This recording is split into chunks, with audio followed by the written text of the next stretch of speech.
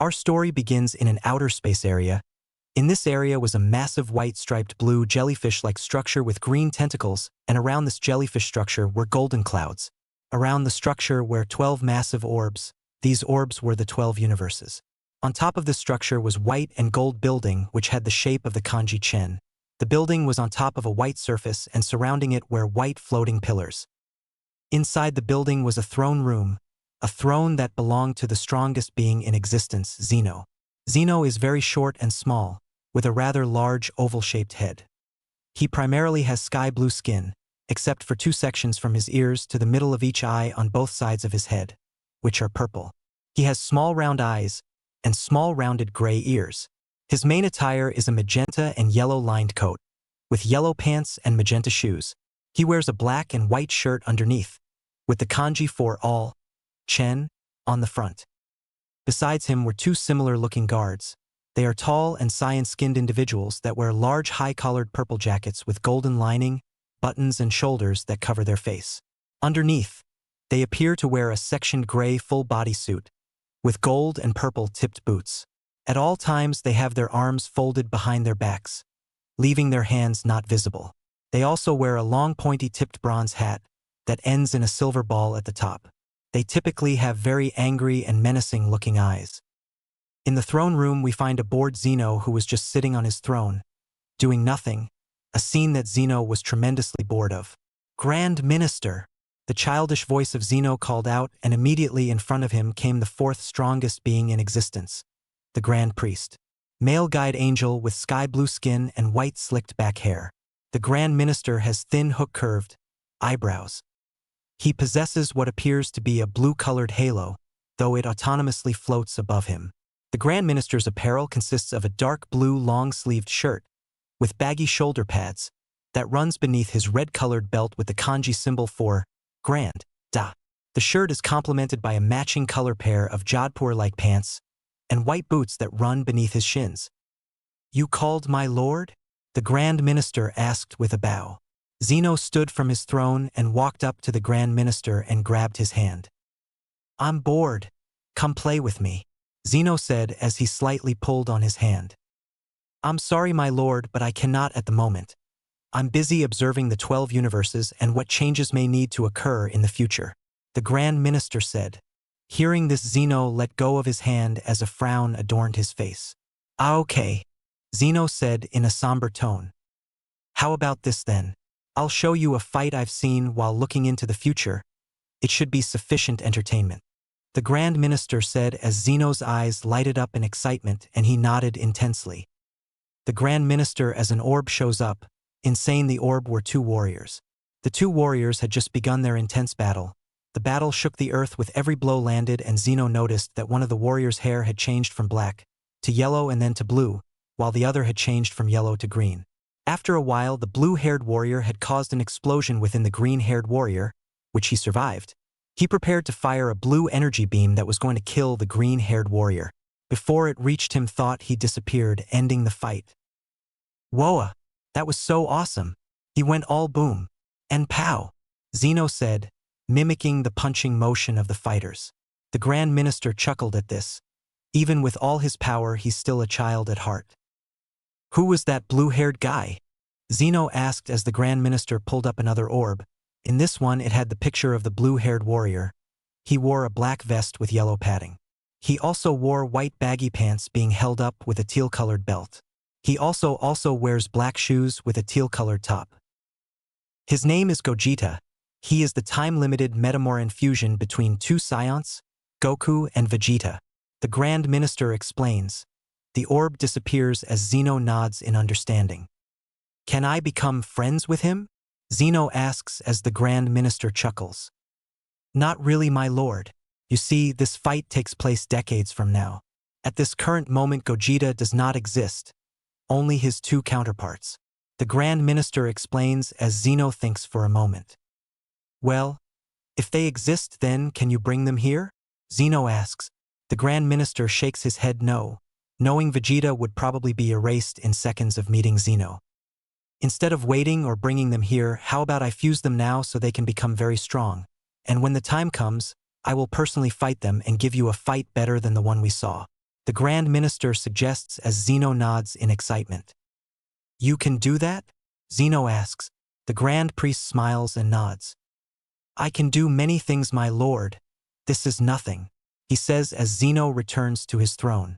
The Grand Priest shortly disappears, heading to the two's location. Scene change. Fortunately for the Grand Priest, the two were at one location. They were on a rocky plain field located on planet Earth. The two were staring at each other, about to fight. One of the warriors was a scion known as Vegeta. Vegeta is a slim yet very well-built man of a below-average stature, standing at 164 centimeters tall, 5 feet 5 inches. His hair is black or dark reddish-brown, depending on the media, and spikes upwards. Vegeta has a prominent widow's peak. Like most scions, he possesses defined eyes with a consistently stern look to them. He also had a prehensile brown-furred tail. Vegeta wore a dark blue, full-body jumpsuit with white gloves and boots. On top of his jumpsuit, he wore white armor with yellow shoulder pads and also padding at his hips and groin. His opponent was another scion named Goku, original name being Kakarot. Goku had spiky black hairstyle, dark-colored eyes, and facial features. He has 3 bangs hanging to the right of his forehead and 2 bangs hanging to the left. His hair also stands up in the front with 5 spikes and 4 bangs in the back. Goku wore a closed orange gi secured by a black knot-tied obi over his waist, blue wristbands, and blue kung fu shoes. At the back of his gi was a kanji for King Kai, symbolizing Goku's apprenticeship. Kakarot, I have a proposition for you. I'm only going to say this once, so listen carefully. I, Vegeta, Prince of all Scions, would like to offer you, Kakarot, the opportunity to stand beside me in this conquest. With Nappa gone, I could use a good man. Think about it. We would rule the planets. You could have anything you desired. There's no one in the universe that could touch us. Nothing would be out of your grasp. Well, what do you say, Kakarot? Vegeta asked. I have everything I could ever want right here on Earth, so I'll have to say no thanks. Besides, I've seen how you treat your partners. Not much job security. Goku replied. Ha ha ha ha ha ha ha. All right then, so be it. You had your chance. Vegeta says with a smirk, and with that they charged towards each other. As their fists were about to clash, the Grand Minister appeared between them, blocking each of their fists with a finger. Goku and Vegeta's faces turned into shock at the sudden appearance. I know this is mainly for Lord Zeno, but I think it's near time I retired from this post, and what better way to go out than with a big bang, he says with a smile. A glow covers the both of them as the 2 glows collide into one. The glow dissipates as Goku and Vegeta were no longer there. In their place was Gogeta. The new being looked at his hands. What the? He said in total confusion, his voice now being both Goku and Vegeta's voice being layered on top of each other. The Grand Minister smiled. I'll be waiting for you, Gogeta, Grand Minister said as he disappeared. Our story continues shortly after the last one as we see Gogeta still shocked at the new revelation. Gogeta ponders what this means for him, his future, and the people around him. It's not every day where you get to unexpectedly fuse into a completely new entity. This is odd. I feel like a newborn child who already knows how to walk and talk. This is so weird. Where do I even start? What do I even do? There's explaining all of this to Goku's friends and family. That should be fun. I should also see what this new body is all about. I can feel all the power just waiting to be unleashed. There's also Frieza. I know he heard about the Dragon Balls and he's probably on his way to planet Namek to wish for immortality or something like that. But with the power I have now, I could take out small fries like Zarbon and Dodoria. Heck, I'm sure I could even take on the Ginyu Force. Frieza, though, I'm not so sure. No one has ever seen the full extent of his power, so it's possible he's stronger than me at the moment. Gogeta monologued. Guess I have to explain all of this to them, Gogeta said to himself. He was about to take off to find Gohan and Krillin, but he heard a voice calling out to him. Goku? Goku! Shouted the voice of someone familiar to Gogeta, although he technically hasn't met him as he is now. That saves me the trouble, although it's not going to be fun trying to explain all of this to them, Gogeta said as he flew down, seeing the best friend of Goku, and next to him was Goku's son. These two were Mini-Man Krillin and Gohan, respectfully. Krillin wore gi exactly similar to Goku's gi, only difference being the kanji on his back and obviously the size. Gohan wore a purple GI with a red sash and armbands, bronze grass shoes, and a white collar around his neck. At the same time, he wore with the Ma symbol Ma, and his hair grew out more into a mullet style that reached his shoulders. An outfit given to him by his late master Piccolo. "Hey guys," Gogeta said, exclaimed in a friendly note. "Goku? What happened to you?" Krillin asked. "Well, to put it simply, Goku and Vegeta fused and here I am," Gogeta replied. "There's not much else to it really. I'm a new being with awesome power," Gogeta said. "I have so many questions," Krillin said, his face only portraying an emotion of shock and disbelief. "Trust me, I'm just as confused as you are, especially because of the means of how we fused," Gogeta said as Krillin looked at him with a raised eyebrow. "Speaking of, how did this happen? How did you two even fuse?" Krillin asked a bit awkwardly. "Well, as Goku and Vegeta were about to fight, this odd guy came between us. This person was blue-skinned, had white hair, he also had this weird blue ring behind his head. This person also seemed very strong. I couldn't sense his power, but I could feel his presence. It was insane. He just came between us, easily stopped out fists, fused and left us," Gogeta explained as the two were shocked. "Oh, okay then, not really clearing up the confusion here. This person you describe I know nothing of either," Krillin said as he put his hand on his chin and thought. But this could mean trouble if he could fend off Goku and Vegeta with such ease. "I thought so," Gogeta said with a sigh. "Guess he'll remain a mystery for now. We have bigger things to deal with. For example, explaining this to Goku's friends and family," Gogeta said as he looked towards Gohan, who looked down, tears threatening to leave his eyes. Gogeta kneeled down and put his hand on Gohan's head. Gohan, feeling this, looked up to Gogeta with small tears now running down his face. "Look, Gohan, I honestly don't know what to say to you to help you in this situation. Even I'm having a hard time trying to comprehend all of this. All I can say is we take it one step at a time, or else we'll have multiple problems that'll give us more trouble than they're worth," Gogeta said as Gohan nodded in agreement with Gogeta, although he remained silent and wiped the tears. Gogeta stood up and contemplated for a second. "First things first, we explain this to everyone. I'll handle Chi-Chi and you'll tell everyone else, starting with Bulma. We need her to build a spaceship to Namek, so it's best she knows first," Gogeta said. Krillin looked at him with a thoughtful look. Namek, Krillin says contemplatively. His face lit up in realization. "Oh yeah, Namek. Those Scions were talking about it, saying something about Piccolo coming from there," Krillin said. "Exactly. A planet quite a bit of a distance away from here, home to the Namekians, Piccolo's race," Gogeta answered. "Yeah, I heard Vegeta and Nappa talk about it. We wanted to go there to revive Piccolo so Earth's Dragon Balls can return. I'm assuming you want to come with us?" Krillin said, not really sure if Gogeta would want to do the same thing Goku would want to do. "Of course, I have my own reason of going there though. There's someone I want to kill," Gogeta said. "And who might that be?" Krillin asked. "His name is Frieza. He's a space tyrant who is planning to enslave the entire universe. He calls himself the Emperor of the Universe. The Scions were ruled by him and Vegeta had been planning to kill him. But he's way out of Vegeta's league, that's why Raditz and the others came here initially. To recruit Goku to help in the fight against Frieza, but when Vegeta and Nappa heard about the Dragon Balls and the Namekian being the creator, he set out to Namek to get their set of Dragon Balls. His wish? Immortality, so he can rule over the universe for all of eternity," Gogeta explained, as Krillin and Gohan were in shock. Again. "That's not good, someone who can easily beat and enslave Vegeta, who we thought was a very tough opponent. We have to stop this Frieza guy from getting his wish, otherwise we are doomed," Krillin said. "That's the plan. You and Gohan go collect the Dragon Balls and make whatever wish you want and I'll handle Frieza," Gogeta said as he looked towards Gohan. "You okay with this, Gohan?" Gogeta asked as Gohan nodded, albeit meekly so. Gogeta looked towards Krillin. "See if she can make one that can take us there as quick as possible. Time is not on our side," Gogeta explained as Krillin nodded and flew off. He turned his attention back to Gohan. "Come, let's go explain. All of this to Chi-Chi, Gogeta said as they two flew off to Goku's house. Scene change. Gohan and Gogeta flew in silence as they neared Goku's house.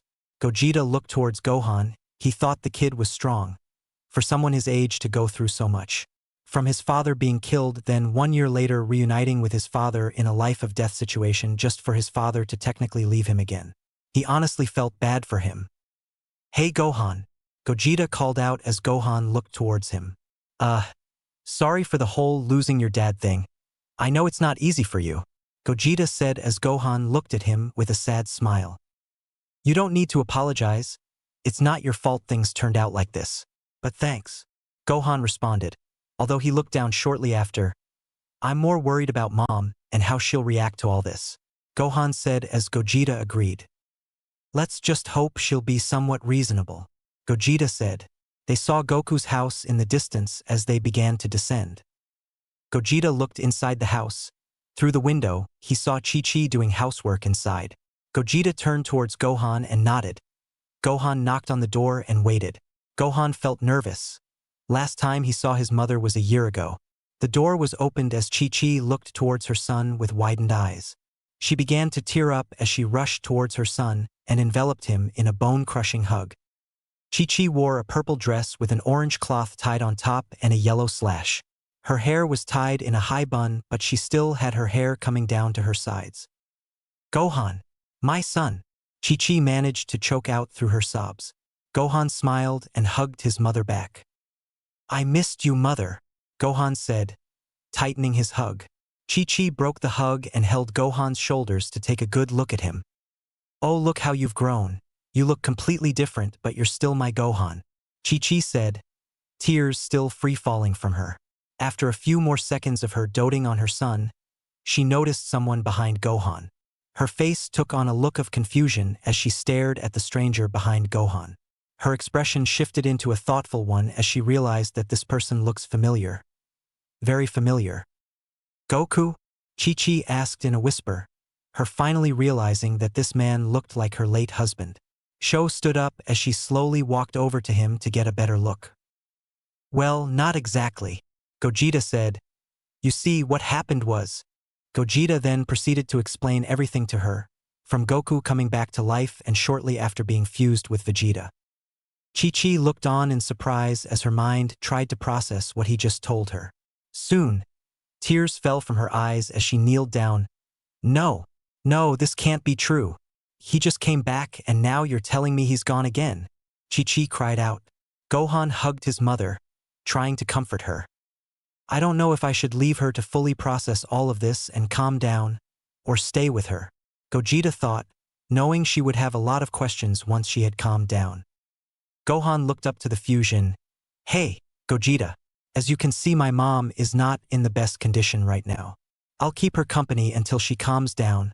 I'll call you after, the boy said. Still hugging his mother, Gogeta smiled at him.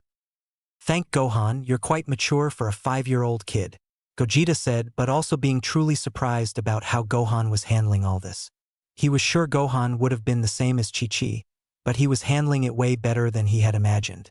Maybe he had some sort of an epiphany or something, Gogeta mused to himself. Gohan returned the smile, with a thanks.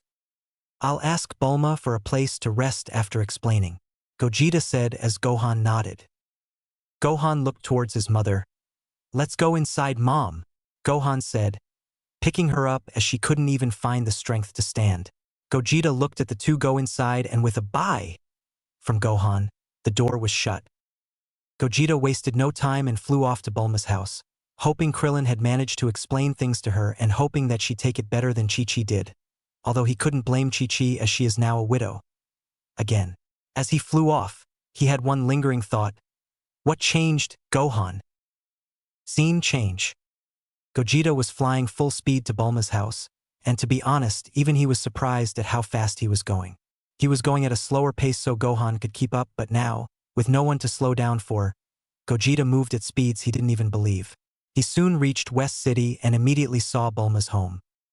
Hard to miss the biggest mansion in the entire city, he thought as he descended in the backyard where Krillin and Bulma were talking. Bulma wears a blue shirt with a white collar and white edges on the sleeves, as well as matching blue shorts with the edges on the bottom. Her hair in a ponytail with a red bow. She is currently processing what Krillin had just told her. So let me get this straight. Goku and this Vegeta guy were about to fight, but they were stopped and fused into a new guy called Gogeta? Bulma summarized as Krillin nodded. She just looked at Krillin with a confused look. Excuse me if I don't believe you, but what you're saying sounds insane. She spoke. Krillin sighed, not knowing what to say to make her believe him. His savior came as he saw Gogeta landing behind Bulma. He smiled. Well, if you don't believe me, then just look behind you, Krillin said. Bulma rolled her eyes but decided to humor him and turn. She was shocked to see this unknown individual who, if she looked close enough, did kind of resemble Goku. She jolted up as she slowly walked towards him. She stopped close to his face and stared, as if examining him. He was telling the truth, Bulma said in absolute wonder, to which Krillin responded with an, I told you so. Bulma stared for a few more seconds, not really believing what she was seeing. You know, it kinda rude to stare, Gogeta said, taking Bulma out of her thoughts as she stepped back. Oh, sorry about that. I just can't believe what I'm seeing, she said as Gogeta nodded in agreement. Honestly, he was happy she wasn't crying. He cannot handle someone else crying. Krillin walked up to Bulma. Believe me now? Krillin asked as Bulma nodded. I have so many questions, Bulma said. Krillin, hearing that, chuckled, having said the exact same thing. Let's get back on track, Krillin said. We need a spaceship. Bulma quirked her eyebrow. A spaceship?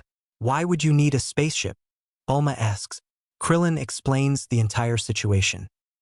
I see, but there are flaws in your plans. First of all, we don't even know where this Namek place is, Bulma pointed out. I already thought of that, Gogeta said. King Kai, he should know the exact location of Namek. Gogeta continued as he looked into the sky. Isn't that right, King Kai? Gogeta shouted. Krillin and Bulma looked at him as if he was crazy, but a voice was then heard in the minds of Krillin, Bulma, and Gogeta. Of course I know where it is. I'm not King Kai, Kai of the North for nothing, a voice said, startling Krillin and Bulma. It was the voice of King Kai, a short individual with blue skin, pointed ears, and has a pair of catfish-like barbels on the side of his face.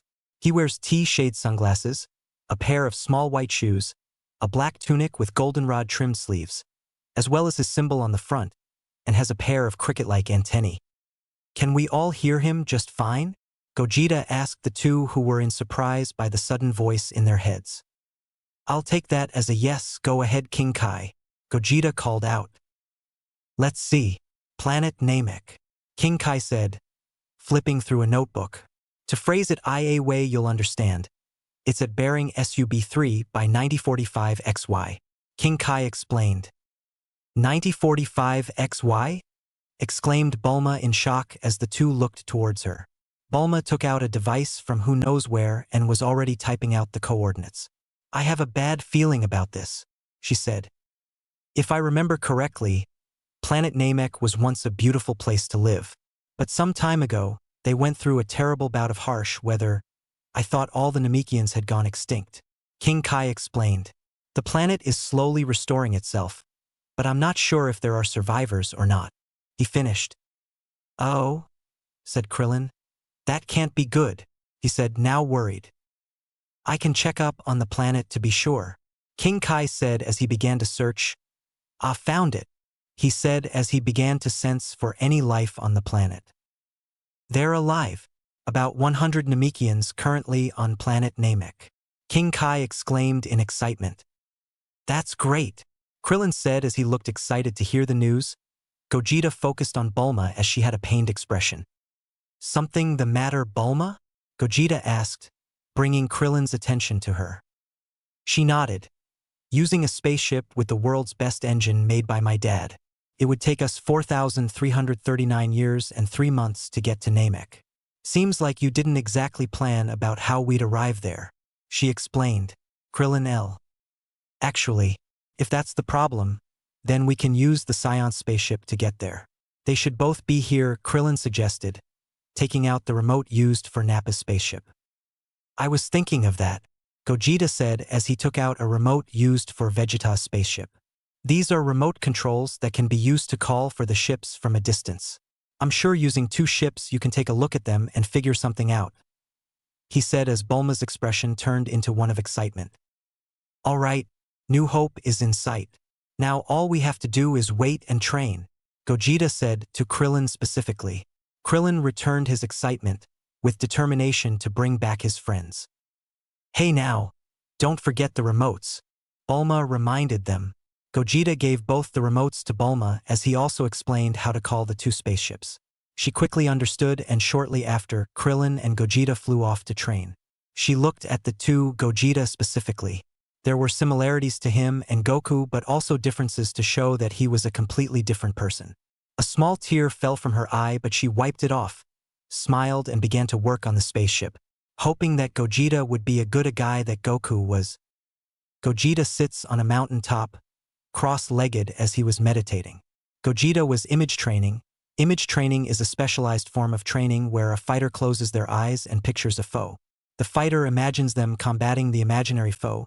This allows the fighter to determine how a fight against said foe would play out. Gogeta was playing out a fight between Frieza's right-hand men, Zarbon and Dodoria. Using Vegeta's memories, Gogeta fought the 2 and even combined, they didn't stand a chance against him.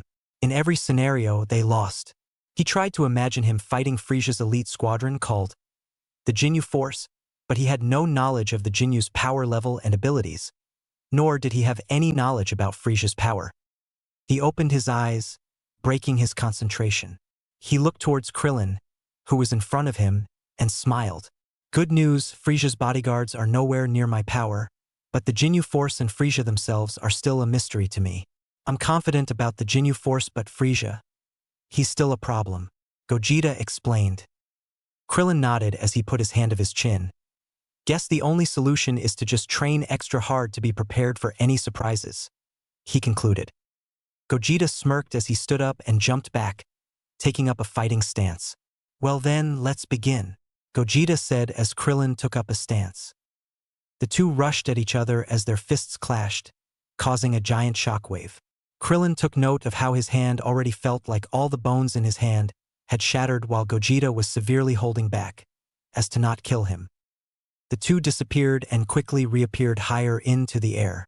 Krillin's punch was redirected by Gogeta as he countered with a brutal punch to the stomach, leaving Krillin slightly dazed.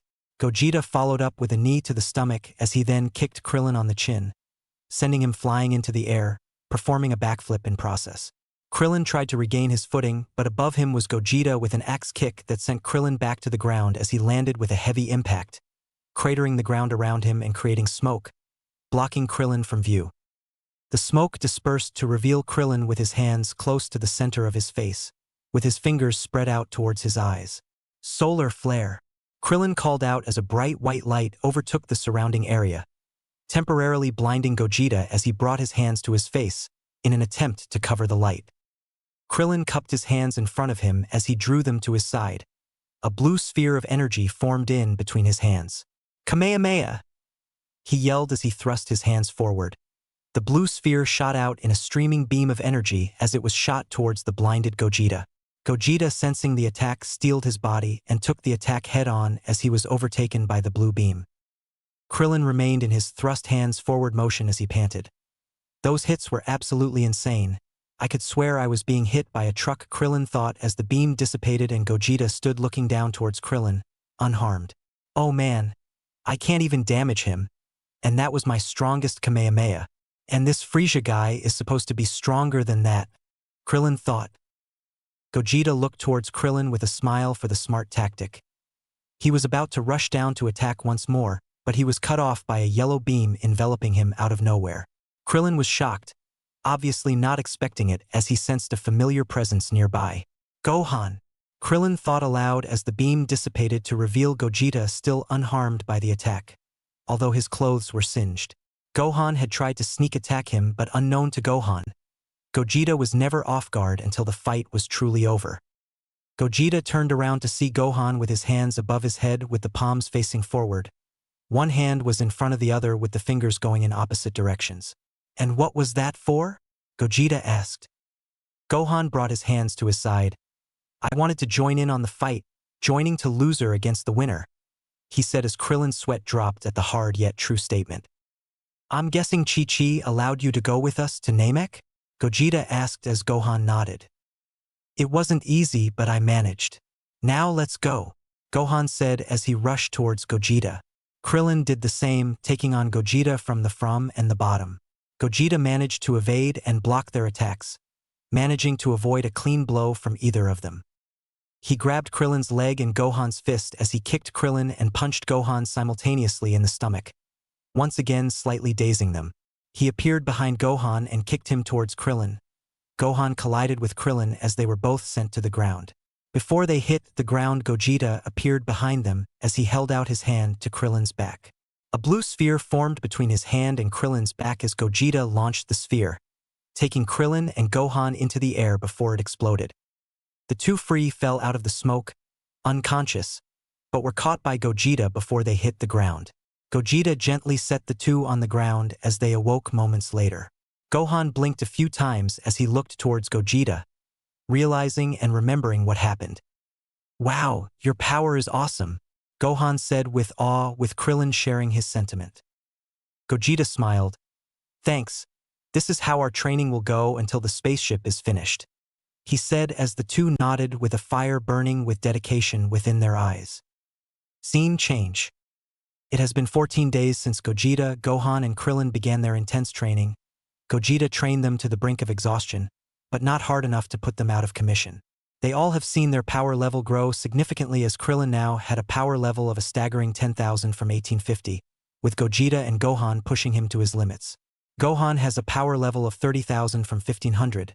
Gogeta realizing the amount of potential Gohan had and doing his absolute best to bring it out of him, and that process was made easier with Gohan's new vigor for training. Gogeta, thanks to the fusion adding and multiplying Goku and Vegeta's power, originally had a power of 260,000.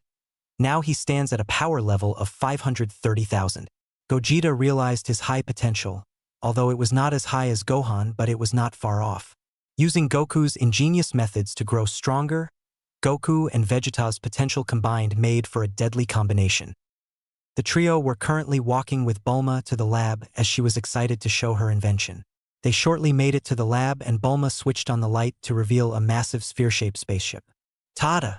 Bulma exclaimed with her hand towards the spaceship in a showmanship manner. Wow, Krillin said in awe. I know, it's awesome, Bulma said as she walked with them inside the spaceship. Inside they saw a short stocky man with a bluish-gray colored hair and a hairstyle similar to Bulma's. He has a large gray mustache. He wears a white lab coat with a blue undershirt and black pants. This was Bulma's father, Dr. Briefs. The man looked like he was contemplating something as Bulma ignored him to show off the ship. A complete spaceship, using the Scion spaceships we worked hard and managed to rebuild the entire thing. It has enough bedrooms to accommodate all of us and has spare rooms just in case, a bathroom, kitchen and toilet, a training room for you guys and an artificial gravity generator that can go up to 100G. With this baby, we'll be on Namek within 6 days max, Bulma exclaimed proudly. A day after requesting the ship, Gogeta had told Bulma about the different gravities on planet Vegeta and King Kai's planet. He requested that a type of gravity changer be installed onto the ship to make training more efficient, which Bulma and Dr. Briefs installed. Speaking of Dr. Briefs, the man was walking around the ship, as if looking for something. Krillin seemed somewhat distracted by the man. That's cool and all, but what is he doing? He asked, his curiosity getting the better of him. Bulma facepalms at the question and sighs. He's looking for a place to put the stereo speakers, she said as the three sweat dropped. What? The three said simultaneously. What's wrong? Dr. Brief says, I mean you want to have good sound, right? Gogeta shakes his head. I don't think that's the most important thing right now, he says. That's exactly what I've been telling him this entire time, Bulma exclaims somewhat angrily. Dr. Briefs shook his head. What I'm doing is art. I have to find the perfect position for the best sound possible. Trust me. I've been looking for a few hours. Just a few more minutes and I'll be done, Dr. Briefs said. Gogeta looked at Gohan and Krillin in disbelief. Anyways, we'll use the few minutes to get ready. Say goodbye to whoever you need to and meet back here in 30 minutes. Gogeta explained as the two nodded. Actually, I'll be coming with you, Bulma said as the three looked at her questioningly. I mean, you'll need someone to help with the mechanics of the ship if something were to go wrong. It's not the best job, but someone has to do it, she said as they shrugged and Krillin and Gohan went off to prepare. Gogeta continued to stare at the ship in wonder. All this had been done in just 2 weeks. Bulma and her father sure are something else. Hey, aren't you coming? Bulma called out, breaking Gogeta out of his train of thought. He looked to see Bulma walking towards the door. I figured with you living here, always I'd take the liberty of actually preparing some necessities since I knew you wouldn't. You're welcome, Bulma said as Gogeta smiled and thanked her. Bulma had offered him a place to live when he had made the gravity changer request since she figured going to live with Chi-Chi was not the best idea. All right, our journey to Namek begins shortly, Gogeta said as the two went to prepare for the journey to Namek. Gohan, Gogeta, Bulma and Krillin left to prepare for their trip to Namek as 29 minutes have passed and Dr. Briefs had a huge smile on his face.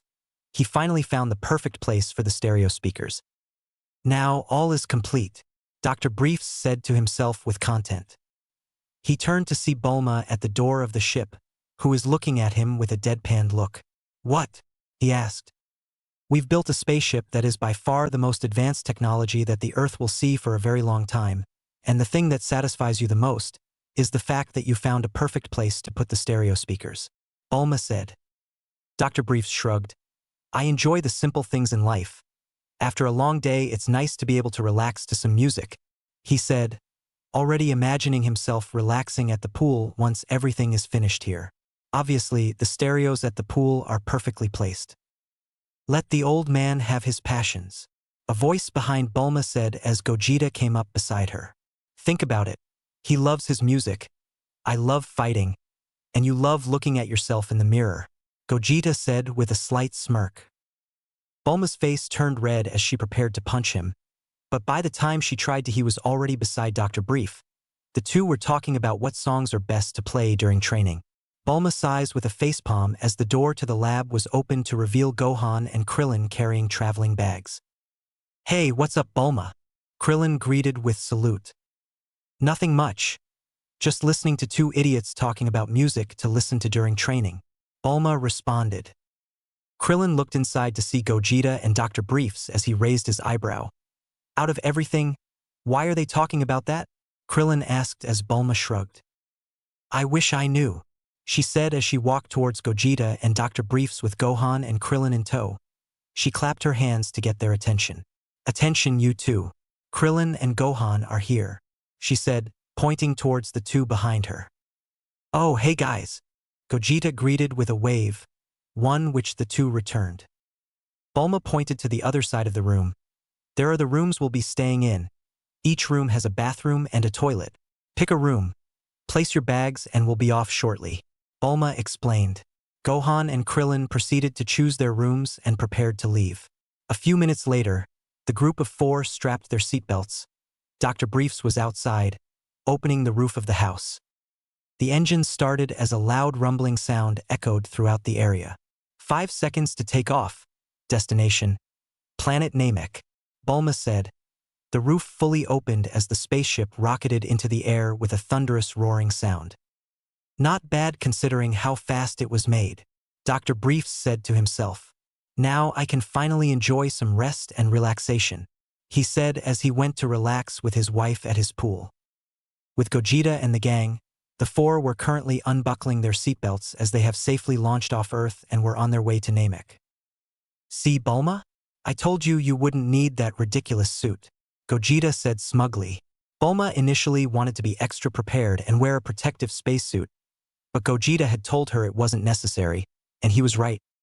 Bulma rolled her eyes. Yeah, whatever.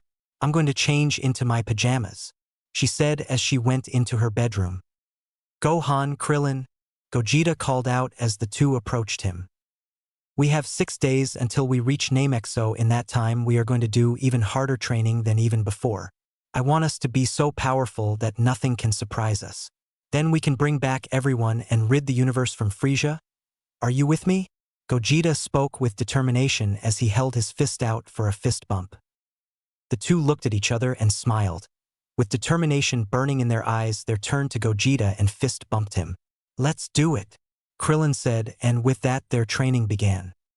Scene change. 3 days have passed, and time was not wasted by the trio as their training has seen major gain.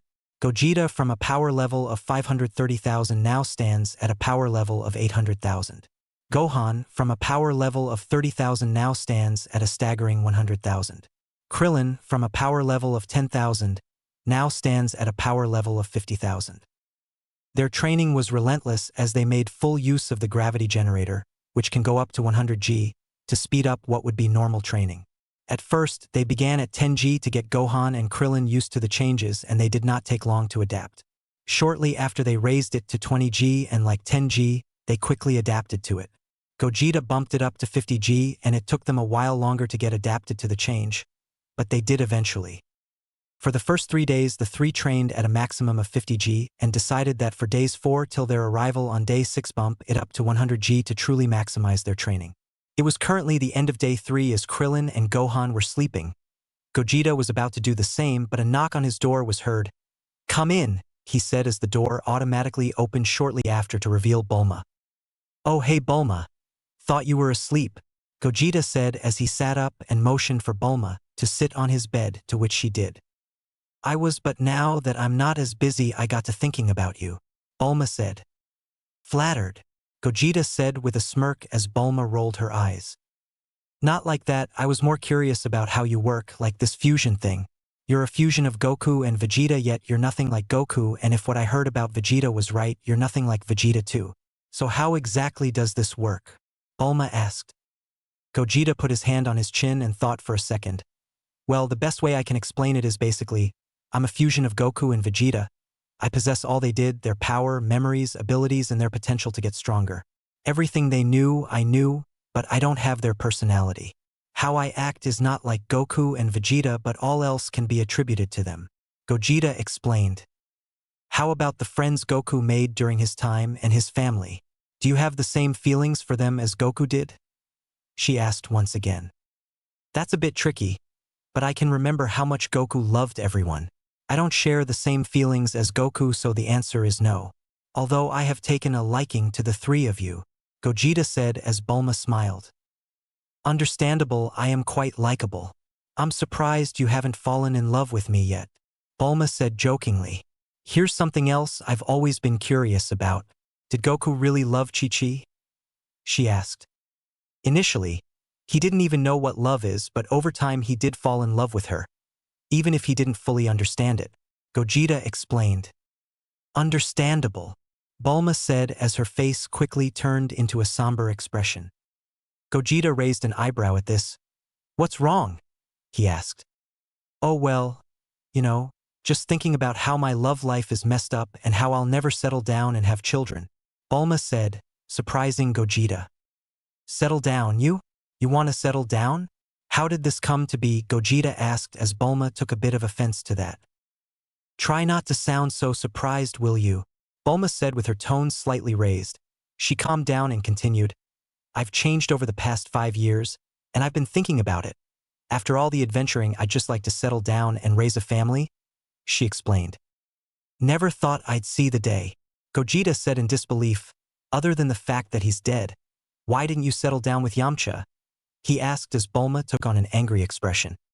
"Don't remind me of him. I'm better off without him," Bulma said through gritted teeth. She took a deep breath and calmed down. "I know I'm not the most conservative girl, but after looking to settle down I tried to, with him. But he cheated on me after a while and told me he wasn't ready to settle down," she explained. "Then he missed out. I'm sure you'll find someone soon enough. You're young and attractive, so it won't be much of a problem," Gogeta said as Bulma smiled. "I'll think about it. I'll let you sleep now. I know you must get up early to train," Bulma said as she got up and kissed Gogeta on the cheek. "And thanks for the talk," she said with a smile as she left. Gogeta looked at the door for a second as he smiled and went to sleep. Scene change. It was the end of day 6 and planet Namek was now in view. The training the past 3 days felt harder than anything they've gone through, but they persevered and overcame it, Now they are stronger than ever. Gogeta, from a power level of 800,000, now stands at an astonishing 150,000. With a massive power level and a few techniques up his sleeve to back him up, Gogeta felt ready to take on any foe in his way. Gohan, from a power level of 100,000, continued to show why his potential surpassed even Gogeta's, as his power level now stands at a staggering 300,000. His drive to get stronger only intensified the more he trained. Gogeta wondered why he didn't grow stronger with such potential, but concluded that his body must grow further for his power to truly show. Krillin, although not as strong as the two Scions, went from a power of 50,000 to 100,000. Just like the two, gravity training benefited him greatly, as he felt and was more powerful than he ever thought he'd be. The trio was ready, and their plan was simple.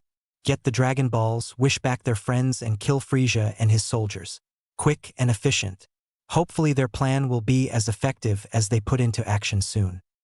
There it is, planet Namek, Gogeta said, wanting to take in the full beauty of the planet, but his mind was preoccupied, thinking about what may occur on the planet. Unbelievable, Bulma said. She didn't know what to expect on an alien planet, but she was still pleasantly surprised. Whoa, it's so cool, Gohan exclaimed, his eyes in awe looking at the planet. Fasten your seatbelts, everyone. This'll be quite the bumpy landing, Bulma commanded as the three sat and did what she said. Gohan, Krillin, suppress your power levels. We don't want their scouters to detect us, Gogeta ordered as the two nodded and did just so. Bulma began to descent, and after what felt like minutes of a tremor within the spaceship, they landed safely upon the beautiful lands of planet Namek. Bulma breathed a sigh of relief as she then put her hands up in excitement. We did it, we landed on planet Namek. We are now officially on an alien planet, Bulma exclaimed, with Gohan and Krillin sharing her excitement. She honestly couldn't believe it. She never thought she'd be here to witness this advanced technology and have the opportunity to travel through space. This opens many more possibilities for the future. Bulma walked over to a machine next to the main control panel. Now, before we leave, let's check the atmospheric composition. Luckily, my dad and I attached external sensors. If there's just any amount of oxygen, I brought oxygen masks just in case. But our time outside would be awfully limited, Bulma explained, but as she looked up, she saw Gogeta, Gohan and Krillin already outside, taking in the scenery. She face-faulted at the carelessness of the three. This kind of looks like the place where Piccolo trained me, Gohan pointed out. I can see it, where we first fought the Scions, right? Piccolo probably instinctively felt better at a place that looked like home, Krillin said. Gogeta was already sensing if there was any life on the planet. He felt low power levels. Probably Namekians, he thought, as a second later he felt a massive power level, surrounded by smaller yet still large power levels. That's 100% Frieza there, Gogeta thought. He was interrupted before he could tell the others. Great idea. Just stroll outside in foreign lands, why don't you? Bulma said as she shook her head and took out the dragon radar. Let's just look for the Dragon Balls. She said. She clicked the button on top of the dragon radar, which began to scan the area for any Dragon Balls. Krillin leaned over to Gohan. What's she so mad about? Krillin asked as Gohan shrugged. Maybe she's jealous 'cause we got off first, Gohan said as the dragon radar made a sound indicating that it had detected Dragon Balls. Look, Bulma said, showing the other three. There's a reading, meaning there are Dragon Balls here, she exclaimed, happy to know that the trip here was not for nothing. I would hold my excitement if I was you, Gogeta said with a serious tone as he points to the distance. Do you feel that? Those power levels in the distance? Gogeta asked as the two took a second to sense within that direction. And they felt it, a massive power level stronger than their own. They were surprised, but they felt that the power was weaker than Gogeta, so they had hope. Hope that the threat of Frieza wouldn't be as bad as they had initially thought. He's strong, but you're stronger, Krillin pointed out, looking at Gogeta. Gogeta nodded. True, but I'd rather be careful. He may have a way to boost his power like I do with the Kaioken, he said as the two agreed with him. Gogeta turned towards the three. Okay, here's the plan. You three, take the Dragon Radar and collect the remaining Dragon Balls. From what is shown, there are 4 Dragon Balls in one area, the same area where Frieza is. I'll handle them, you guys collect the remaining 3. Gogeta said as Bulma stepped up. Wait. So, what do I do while you guys are on your grand adventure? It's not like I can just sit here, Bulma pointed out. Of course not, we'll find a cave for you to stay in the meantime, you can put those capsule houses you carry with you. Then we get to dash, Gogeta said, but was interrupted by 2 key signatures behind him. Someone's coming, Gogeta yelled as the group turned their attention to where Gogeta was looking. Krillin and Gohan shortly after sensed 2 signatures behind the cliff. It wasn't a power level to be worried about, to be honest. A few seconds later, the 2 people revealed themselves to be a man with a teal pigmented skin, horns, orange hair with a mustache, and he was wearing a green scouter. The other has purple pigmented skin, a fish-like head, and he too wears a green scouter. The fish-like man also has what seems to be a ray gun worn on his left hand. Well, would you look at what we have here? They don't look like Namekians, the purple fish man said in a high, raspy voice. No matter, Lord Frieza ordered us to kill everyone on this planet, the teal-skinned man said, his voice deeper and much less raspy. Gogeta turned towards Gohan and Krillin. Those are just measly Frieza soldiers. Nothing to worry about, they're barely on Raditz level. He explained. Hey! The fishman yelled out as the group turned to him. Stop your yapping and face your death, he said as he pointed the ray gun at Krillin and prepared to shoot. His expression turned into one of shock as he looked down to see a hand through his chest, the hand holding his heart as it crushed it into nothing. The teal-skinned man turned to his now dead comrade to see Gogeta with his left hand through his comrade's heart. Gogeta raised his right hand and shot a ki blast, completely disintegrating the teal-skinned man. Gogeta removed the fish man from his hand as he shot a ki blast towards him, disintegrating him as well. Gogeta went to clean his hand of the blood of the fish man as the Krillin, Gohan and Bulma looked at each other shocked. The brutality in which Gogeta displayed when killing the 2 was not expected. Gogeta, as fast as he left, returned to the group to see them stunned as he raised his eyebrow. What's wrong? He asked, having an idea of why they were so shocked. Didn't you see what you did? Bulma questioned, her tone slightly raised. You killed them without a second thought, Bulma concluded. Of course, didn't you hear what they said? They were going to kill all Namekians, it was either them or us and the Namekians race. Gogeta explained as he looked towards the direction where he sensed Frieza's energy. We can't take any chances with the people we are facing. Frieza and his army will not hesitate to kill anyone in their way. It's either them or us, Gogeta said. Anyways, Gohan and Krillin, you head to the next Dragon Ball. I'll find Bulma a location where she could stay, then get the Dragon Balls from Frieza. Remember, conceal your power unless you must fight, Gogeta commanded. Bulma gave the dragon radar to the 2 as they flew off, opposite the direction where Frieza is. Gogeta carried Bulma bridal style before she could say anything. She wanted to say something, but the serious look on Gogeta's face deterred her from doing so. They took off at a very slow pace and quickly found a cave nearby. Gogeta landed at the entrance and placed Bulma down. You stay here, and under no circumstances will you move from this area until I say so, Gogeta said in a stern tone as Bulma merely nodded and went inside the cave. As Gogeta took off to Frieza's location, Bulma looked at the entrance, thinking about what's going on in Gogeta's head. I've never seen him that serious before, Bulma thought as she began to set up her living quarters. Scene change. It is ours, Lord Frieza, an irrelevant Frieza soldier said. Thank you. Only 3 more left to go. A feminine voice said. This was the self-proclaimed emperor of the universe, Frieza. Frieza has a very small stature with 2 black horns. He has a long tail with a purple spike at the end of it. He wears black shorts with cyan armor, except his is purple rather than the usual white. He was sitting inside of a telekinetically controlled hover pod. To the left of Frieza was a large and pink alien warrior with protruding spikes on his arms and head. He also has 3 fingers. He wears a blue variant of the cyan armor and a green scouter. This was Dodoria, one of the 2 highest-ranking generals in Frieza's army and one of Frieza's right-hand man.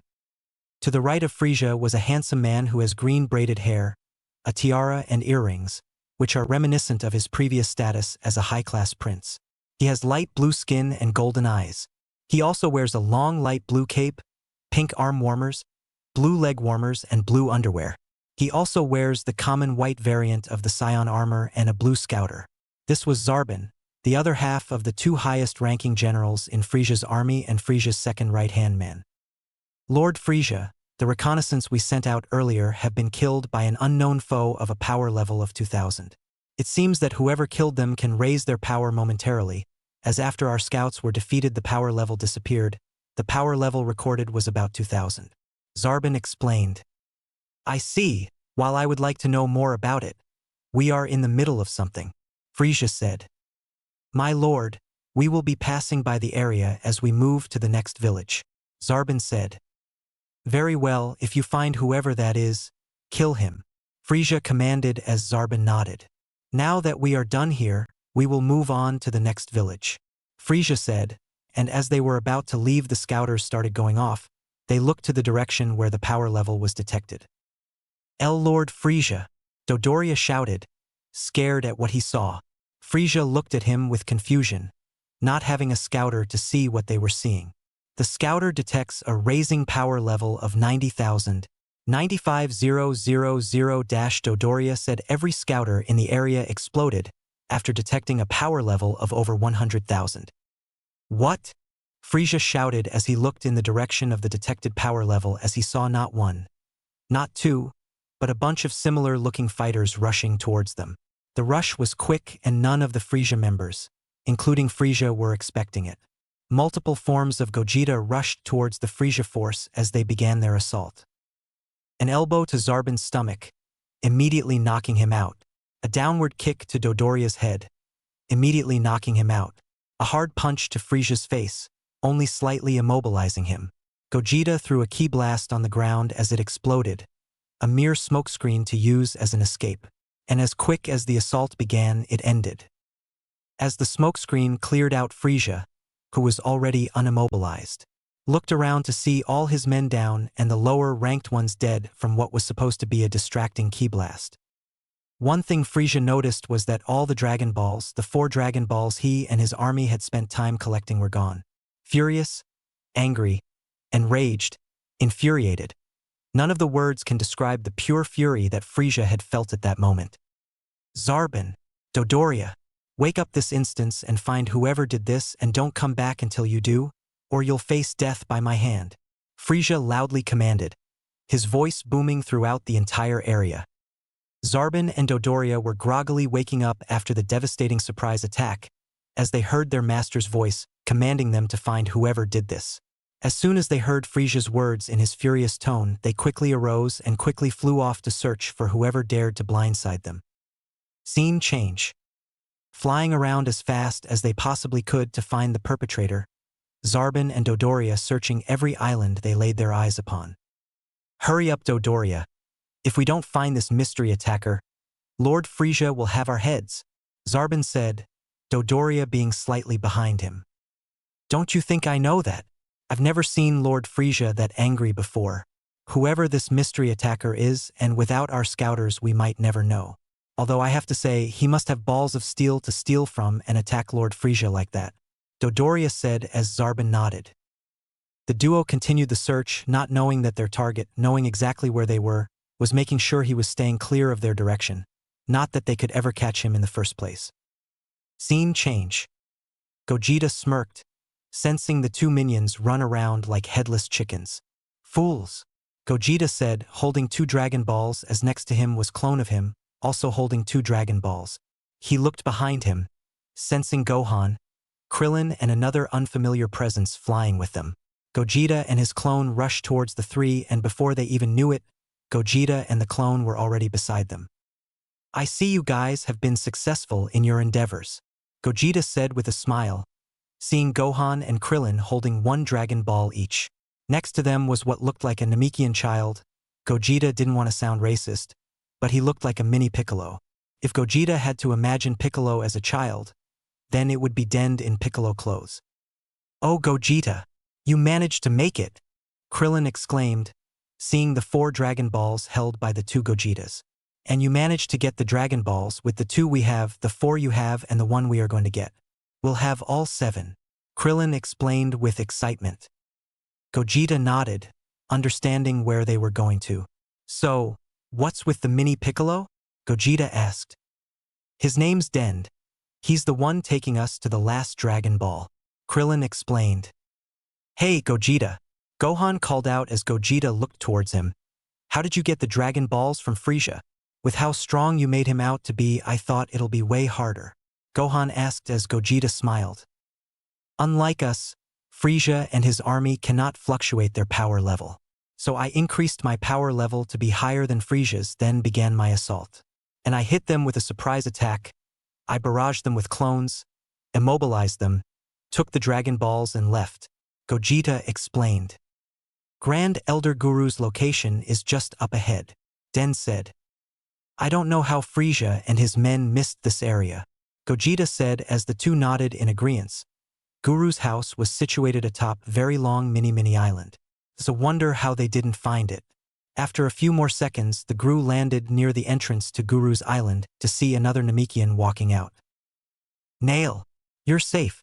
I'm so happy, Den said excitedly. I've been waiting for you, Dend. The Great Elder somewhat knows of the situation. The Namekian said. The Namekian, again, mostly looked like Piccolo, except he wore a blue vest with a white scarf around his neck. He also wears white baggy pants with a blue sash and brown pointed boots. This was Nail, the guardian for the Great Elder Guru and the strongest Namekian on planet Namek. I thought he knew. That'll save us time from explaining, Den said. Nail began to walk towards the entrance. Come inside. The Great Elder will want to see you. But are your companions truly trustworthy? Nail asked. Yes, the one with the clone took the Dragon Balls from the ones who were terrorizing our planet. But my question is why is the Great Elder still here? Why didn't he get away from here? Dend questioned. The Great Elder knows of his advanced age and knows the time of his death is near. The best he can do is rest here, and all I can do is protect him. Nail explained as he looked towards the trio from Earth. If you trust them, then very well. They can come in, Nail said as he entered the house. I see. I didn't know it had become so serious, Den said dejectedly, following Nail inside with the three behind him following suit. They all entered as they saw just an empty space initially. Above, Nail simply said as he flew to the hole above them with the others following. Great Elder, I've brought Dend and his guests, Nail said. I was not expecting this.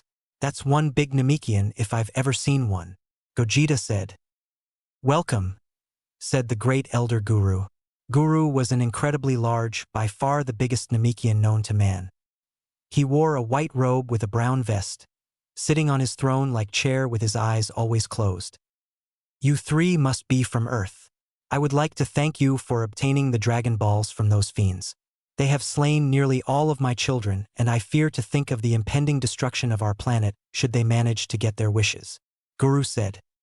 It's no problem really, although I'd like to get straight to the point. We'd like that Dragon Ball residing atop your chair.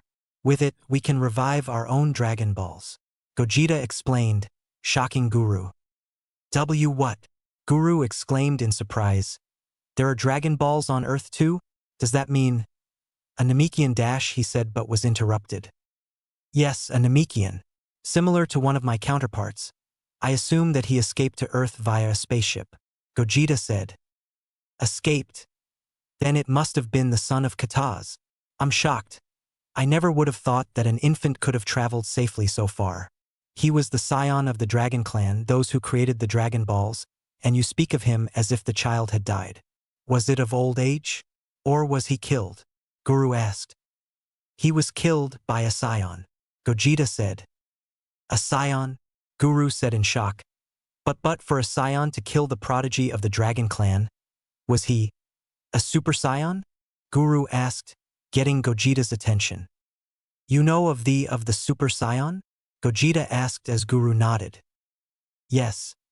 Would you be so kind as to step over here? Guru asked as Gogeta put the Dragon Balls down and dispelled his clone. He stepped next to him as Guru put his hand near his head. If you won't mind, I would like to probe through your past, Guru said as Gogeta nodded. Guru put his hand on Gogeta's head as he went through his memories. Guru was surprised to see two different memories. thinking this was like Namekian fusion but obviously different. I see, Guru said, lifting his hand off Gogeta's head. Fool. So he split himself into two after evil had entered him. How truly foolish, he diminished half of his birth power. If he had come back together to one, he might not have to die, Guru said as he picked up the Dragon Ball on his chair. Although the memories of your counterpart may not be the purest, you yourself have pure intentions. I will give you this Dragon Ball, but I must make it known that you should make your wish quickly, Guru said. I thank you for the Dragon Ball, but why's that? Gogeta asked. My life is nearing its end. I will probably die within the next few days, but with all the Dragon Balls within your possession you should be able to get your wish before I die if you immediately do so, Guru explains. I understand. Well then we'll make our wish immediately, Gogeta said as he, Gohan and Krillin were about to leave. Before you depart, I noticed that you three from Earth have exceptional potential, especially the young child, Guru said, referring to Gohan of course. All your inner strength is being wasted, laying asleep. If you three wouldn't mind, I would like to awaken it for you, Guru said. I wouldn't mind, but won't that reduce your lifespan or something like that? Gogeta asked as Guru shook his head no. This has no bearing on the life I have left. What I do is awakening what is already yours, Guru explained. Gogeta nodded and stepped up as Guru put his hand towards his head once again. This should be interesting, unlocking the inner power of two individuals within one, Guru said as Gogeta felt a surge of power.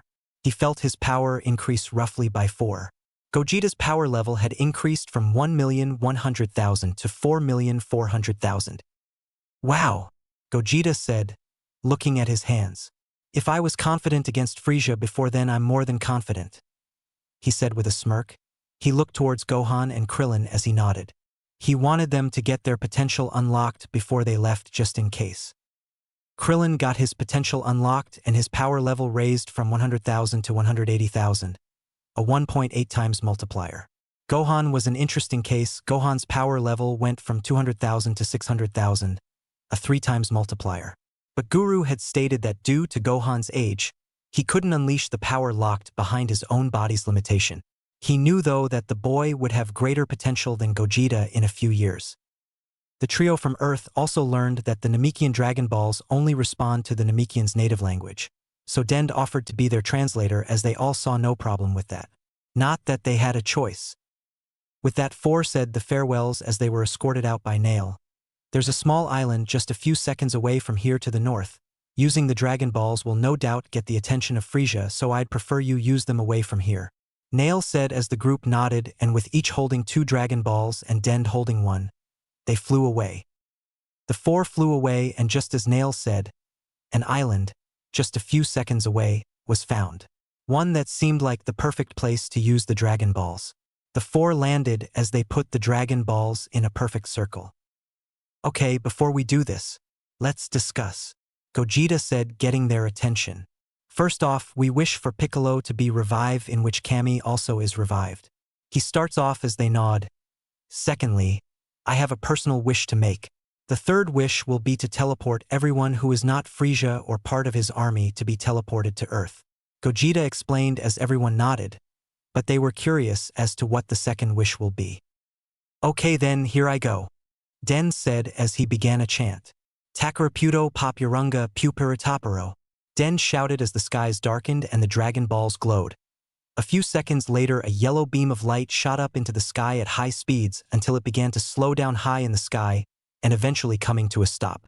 As the beam came to a stop, it dissipated to reveal a green-scaled, heavily muscled, alligator-like creature. He has a long slithery tail, a large fin down the center of his back, large spikes on his shoulders and head, and 2 antennae on his forehead. He's massive, Gogeta said in awe. You're telling me, look at the guns on him, Krillin said. That's Shenron, Gohan asked. His name is Purunga here, the god of dreams. It's my first time seeing him too, Dend explained. O Master of the Dragon Balls, state your wish. I shall grant any 3 wishes within my power, Purunga says. First, revive Piccolo. We'll worry about everyone else with our own Dragon Balls.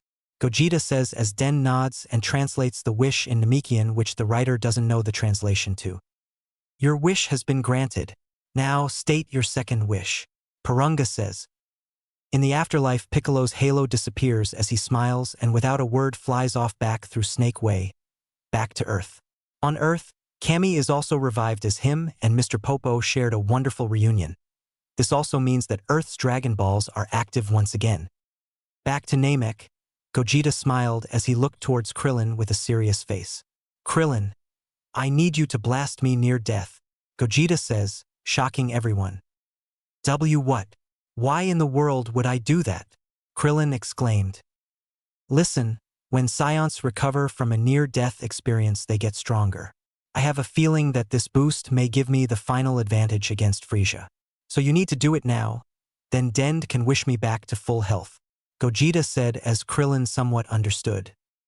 He looked to Dend, signaling him to get ready with the wish as Dend nodded in return. Gogeta lowered his power level to near zero as Krillin lifted up his hand and blasted a key shot that left Gogeta near death. Gogeta felt his life force slipping away as it quickly returned. He quickly stood up, getting a feel for his power as he smirked. He felt it. He felt it, the biggest boost he has and will ever receive. Zenkais are truly a work of magic, Gogeta said as he quickly burst into his full power for just a second, and shocking doesn't come close to describing it. From a power level of 4,400,000 to a power level of a devastating 176 million. Goku's major Zenkai alone was roughly a 33 times multiplier, and with Goku and Vegeta combined, and the author not wanting to make it more ridiculous as it is, a 40 times multiplier was final result. There's just no way, Krillin said in pure astonishment. Your second wish has been granted. Now, state your third and final wish, Purunga said. Now Frieza is truly dead. Dend, make the wish, Gogeta said, sensing Frieza and the rest of the Frieza force rushing towards their location, with Gohan, Krillin and Dend sending them as well. Dend nodded, albeit still shocked, and turned to Purunga. One more wish later, they all disappeared, and as they did, Frieza and his army surrounded Gogeta. Gogeta looked around to see all the faces Vegeta got to familiarize with in his time. Zarbon, Dodoria, the unnamed soldiers, and the main man Frieza himself. He smirked and took a stance, ready for the final bout. Frieza looked at Gogeta with a calm expression, contrasting how he's feeling within. Never in my life have I been humiliated in such a manner, he said with a small smile. May I know your name before your inevitable demise? Gogeta didn't respond, his former smirk turning into an indifferent expression. Let's get the trash out of the way, shall we? He said as Frieza heard a loud groan next to him. He turned to see Gogeta with his hand through Dodoria's stomach, covered in blood. He threw Dodoria to the fodder army and he raised his hand and shot a ki blast towards them, disintegrating Dodoria and whoever was next to him. Zarbon tried to transform into a transformation he did not like using, but he was quickly stopped with a chop to the neck, beheading Zarbon. He caught his head by his hair with his left hand as the rest of his body fell. He raised his right hand as a small ki ball shot towards the middle of the rest of the soldiers. The ki ball quickly shot up into the sky, out of view, but just as quick, small ki blast rushed towards the rest of the soldiers, piercing their hearts and killing them immediately. Now Frieza and Gogeta were left, standing next to each other as Gogeta held the head of Zarbon. He threw Zarbon's head towards Frieza as he moved his head, dodging it and leaving it to fall in the water. Frieza stood up, letting the pod he was sitting in follow Zarbon's head within the water. Clearly, you're no ordinary human. You seem to be a Scion. In fact, you're far greater than any Scion I've met. But there's something odd about you. Your face somewhat reminds me of Vegeta, and obviously you are not Vegeta. So, tell me, who are you? Frieza asked. Who I am does not matter. All you need to know is that you're going to die today, and I'm going to be the executioner, Gogeta said. I see. I would let you quiver in fear as I slowly transform into my final form, Frieza said, remaining calm. He then clenched his hands as his expression turned into one of anger. But all I want right now is to see you grovel and beg for mercy as I slowly take your life. Frieza began to scream and charge up as the planet began shaking, The clouds gathered as lightning struck and thunder roared all around them. Gogeta looked to his side, seeing a Frieza screaming powering up right next to him as he stood unmoving, unwavering. He knew it was more logical to kill him before he fully transforms, but Gogeta had wanted to try something. Frieza continued to power up as a purple glow overtook him and Gogeta. One final shout later, the glow dissipated to reveal Frieza, who didn't look as terrifying as Gogeta thought he'd be. In fact, he looked kind of small, but his appearance was deceiving as his power was immense. Frieza pointed a finger to his side, towards Gogeta's head as a purple light began to glow from him. "Make this easy for me and you and just die," he said, but before he could fire it, Gogeta's hand grabbed Frieza and moved it up, exposing his side as he kneed Frieza. He quickly followed it up with a spin kick to the same side as Frieza flew quite the distance before stopping himself. "Is this too much for you? Don't worry, I'll power down just so you have a fighting chance," Gogeta mocked. Frieza gritted his teeth. "Damn you!" he screamed as he pointed his finger towards Gogeta and launched countless amounts of death beams to which Gogeta dodged every single one. After the barrage stopped, Gogeta lowered his power to match Frieza's as he got in a stance. He needed to enact his plan. The two launched at each other as their clash shook the planet. The two exchanged blows, and just as Gogeta wanted, they seemed to be on the same level. Frieza punched Gogeta in the stomach. Gogeta powered through it as he tried to sock Frieza in the face. Frieza saw this coming as he ducked. He opened the hand near Gogeta's stomach as he blasted a key ball point blank. The key ball went through Gogeta as Frieza felt a punch to the side of his head. A stunned Frieza looked to see the key ball he threw going through an afterimage as before he flew off. His hand was grabbed as Gogeta pulled him into gut punch, then an uppercut, then a punch to his left side, then right side.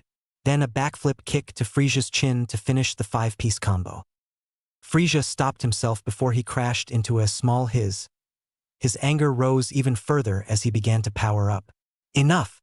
Now you'll witness my full power," he said as he began to power up. "Ha-ah-wah!" Frieza screamed. Planet Namek shook once again as the winds flailed wildly around him. The land below him cracked and was separated by the power being generated. The skies turned dark as if the Dragon Balls were summoned. "This is taking quite a while," Gogeta murmured to himself, seeing Frieza change once again, but not as much as his first transformation. "Rhea-ah-ea-ea!" Frieza screamed a conclusionary scream as he panted. The transformation being quite the lengthy process, and although his appearance didn't change as much as last time, his power changed, doubled even. Frieza was no longer the skinny man he was, as his form was now like that of a bodybuilder. He was taller and bulkier, with massive, bulging muscles and veins all over. He, ha ha ha ha ha. Frieza laughed as Gogeta stood unmoving. A punch was felt in Gogeta's stomach as he hunched over. Frieza cupped his hands together as he slammed his fists to the back of Gogeta's head, sending him flying into the water. Before Gogeta could compose himself, he felt a kick to his stomach once again, sending him flying out of the water and into the air. The water around Frieza was separated as he powered up to his maximum power. A purple barrier formed around him as he shot up to the flying Gogeta, his fists in front of him. Frieza crashed into Gogeta as they both sailed into the air. Before they reached space, Frieza turned as he and Gogeta began to sail back to the surface. A large crash was heard a few seconds later as smoke covered the area where Frieza and Gogeta crashed. Frieza flew out of the smoke as he waited in the air, waiting to see what happened to his opponent. The smoke slowly dissipated, revealing a slowly awakening Gogeta. "Hee. Now this is what I'm talking about," Gogeta said as he floated up to Frieza's level. "Let the real battle begin," he shouted, powering up to Frieza's level, making them dead equal. The two rushed at each other as Frieza attempted to punch Gogeta's head off. Gogeta quickly created a clone as he dodged left, and the clone dodged right as Frieza flew by them. The real Gogeta grabbed Frieza's leg as he flung him to the ground. Right before Frieza could crash, he was kneed in the back by the clone. The clone returned to the original as Gogeta kicked Frieza right into the ground. He flew up, pointed his palms towards Frieza and let out a barrage of ki blasts. After a few seconds, Gogeta stopped the barrage as he waited for the smoke to clear. A small dark purple orb with light purple lightning cackling around it shot towards Gogeta at high speeds. Gogeta dodged the attack as Frieza appeared behind him, going for a drop kick to his head. Gogeta spun around, dodging the kick, as he kneed Frieza in his gut. He reeled back his knee and kneed Frieza in the same spot. But his leg was held as, through gritted teeth, Frieza began to rapidly spin. Frieza held his hand out as a pink glow emanated from it. A yellow orb surrounded the flying Gogeta as he stopped dead in his tracks. Frieza raised his hand as Gogeta followed, being telekinetically controlled. He was slammed down to the ground, slammed to the nearest mountain, slammed into the ground once again. He was bounced around the entire landscape. He then flung it into the air as a few seconds later, the orb exploded. Frieza waited a few seconds as the smoke cleared to reveal a Gogeta with singed clothes. "Damn you, why won't you just die?" Frieza screamed. His eyes glowed as an eye laser was fired towards Gogeta. "You don't understand, do you?" Gogeta rhetorically asked as the eye laser hit Gogeta, but he raised his power to where it wouldn't even hurt him. "You're not dealing with your average Saiyan Frieza," Gogeta stated. Frieza raised his finger in the air, as a large giant yellow-orange, sun-like energy sphere formed. He threw it towards the still-standing Gogeta. Afterwards, a purple glow emanated from his hand. "Average Saiyan or not, you will die by my hand," he shouted out as he thrusted his hand forward, shooting a massive purple beam, intending on colliding the two attacks next to Gogeta in what he hoped to be an explosion that would be enough to destroy the planet. He knew he would survive as he could breathe in space and that Saiyan's could not. If he survived the attack, the lack of oxygen will kill him. Gogeta looked at the attacks impassively, having a plan. "I hope this works," he said. He closed his eyes, hoping his training was not for nothing as he began to charge up. "Ha-wah!" Gogeta screamed once again. The planet shook. The attacks creeped closer and closer as Gogeta continued to power up. A yellow glow shone off him as his hair flickered yellow then back to black. "No one thing, Frieza. I will, the pinnacle of all Saiyans, Gogeta, will never lose to the likes of you." Gogeta screamed out as the two attacks collided, causing a planetary-level explosion and a bright white light to shine over the planet. Frieza covered his eyes as the planet was engulfed by the light for a few seconds. After said few seconds passed, he slowly began to remove his hand from his eyes. He looked up to where the explosion had taken place, only to widen his eyes to what he saw. Gogeta stood there, his vest all but gone as his aura and hair was now yellow. "Finally, I am now a Super Saiyan," he said. Each time he and Frieza exchanged blows, he imagined himself failing and the Earth falling victim to Frieza, as did Planet Vegeta. Although it was for a short time, he could not imagine losing Gohan, Krillin, and Bulma. He had grown close to the three, and each time he imagined their death by Frieza's hand. His anger rose until it reached its peak. Gogeta was not the only change after the explosion. Planet Namek has changed from the beautiful green luscious pastures to a now ravaged land with spewing lava as far as the eyes can see. The explosion that was meant to destroy the planet only brought it to the brink of destruction due to Frieza's power diminishing throughout the fight. "This is something I can't hold on for long, probably because the method I'd gone to obtain it were probably unusual. But it's enough to kill you," Gogeta said as he disappeared from Frieza's sight. "You..." A Super Frieza tried to say but was cut off by a kick to his side by two Gogetas, breaking his arms. Before Frieza could even comprehend what was happening, he was kneed in the jaw, breaking his jaw. The clone appeared below Gogeta as he kicked Frieza in the knees, turning them backwards. Frieza was in agonizing pain, not being able to move as his hands, feet, and jaw were either crushed or bent in the wrong way. Frieza was on the brink of unconsciousness, his vision blurring out as he saw the Gogeta clone going back into the original. Gogeta raised his hands and extended his palms in front of him as a large blue orb formed. "This is an attack that contains all hope of the people who prayed to see your downfall, and now it shall become a reality," Gogeta said as the attacks became slightly larger. "I call this attack Big Bang Kamehameha," Gogeta shouted as a large blue energy wave engulfed Frieza at point-blank range, killing him without a trace. Gogeta's hair turned back to black as he smiled. Finally! But before he could truly celebrate, he felt a large power behind him, He turned to see a large supernova was headed straight towards the planet.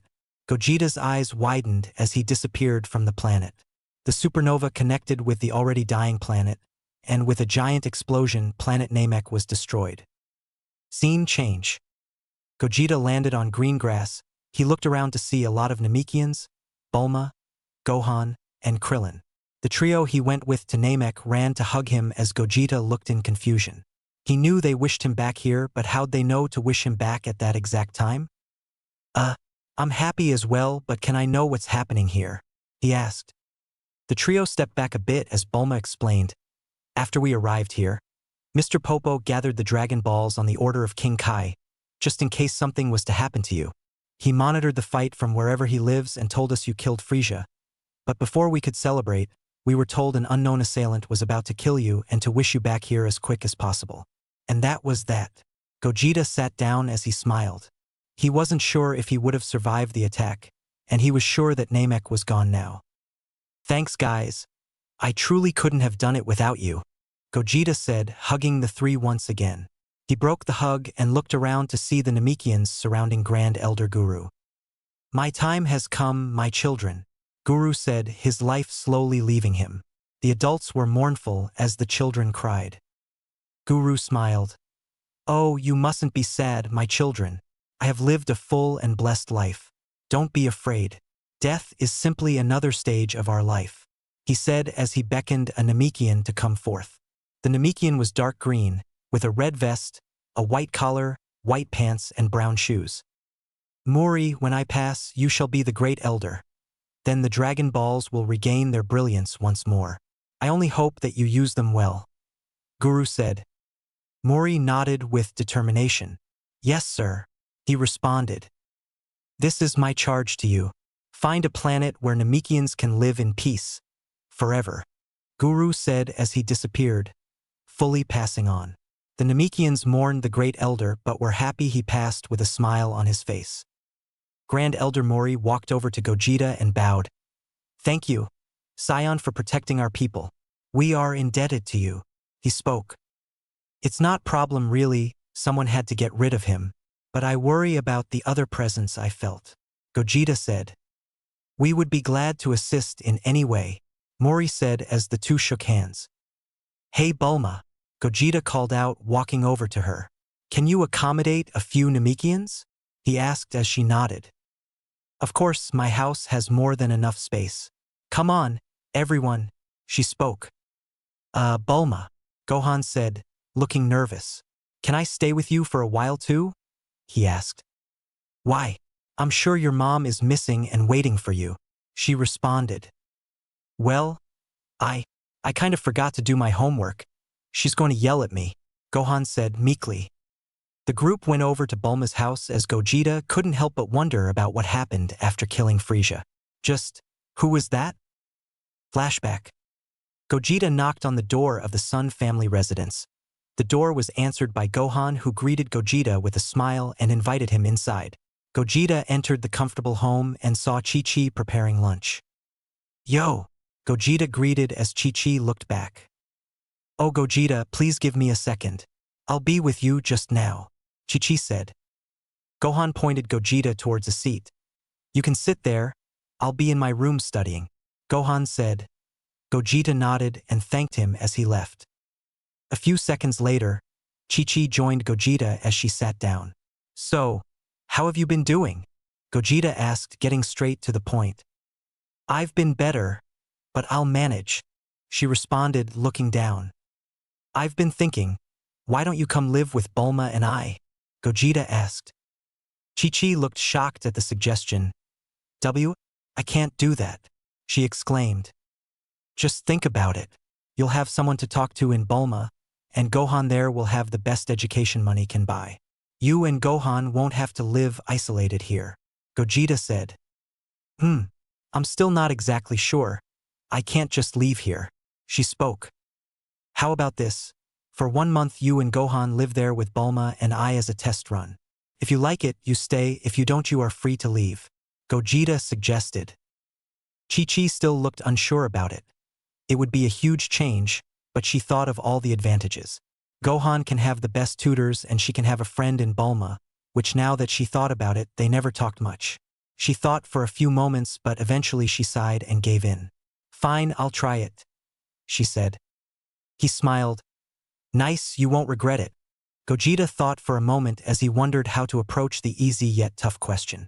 About the next thing, I'd like to borrow Gohan for some training, Gogeta asked. Ready for the usual outburst he remembered her giving Goku when he tried to give him a small amount of training. Chi-Chi narrowed her eyes at Gogeta as she sighed once again. Fine. Gogeta had to do a double take to make sure he didn't mishear her. At least try not to look too shocked. I realize there is no point in studying if there isn't a planet to study on, she explained. Gogeta was genuinely surprised. He never expected this from Chi-Chi. Oh. K then, he said, still at a loss. He has to catch up though. He didn't even finish his homework before he left for your little space adventures. So, after that he can train with you, Chi-Chi said. Gogeta could do nothing but nod. Chi-Chi stood up. It's almost lunchtime. I have to finish cooking. Would you like to join us? Chi-Chi offered. Thank you for the offer, but I can't stay. I must talk to Bulma about this, then meet Piccolo for training, Gogeta said as he stood up. Chi-Chi shook her head. Do you ever take a break? She asked, but she already knew the answer. I'll walk you out. Gogeta stepped out as he looked back. I'll pick you up in 2 days. Make sure to tell Gohan the good news. Later, he said as he flew off. Chi-Chi waved goodbye as she looked at his retreating form for a second. She was thankful of his concern for her and Gohan, looking out for them when he didn't really need to.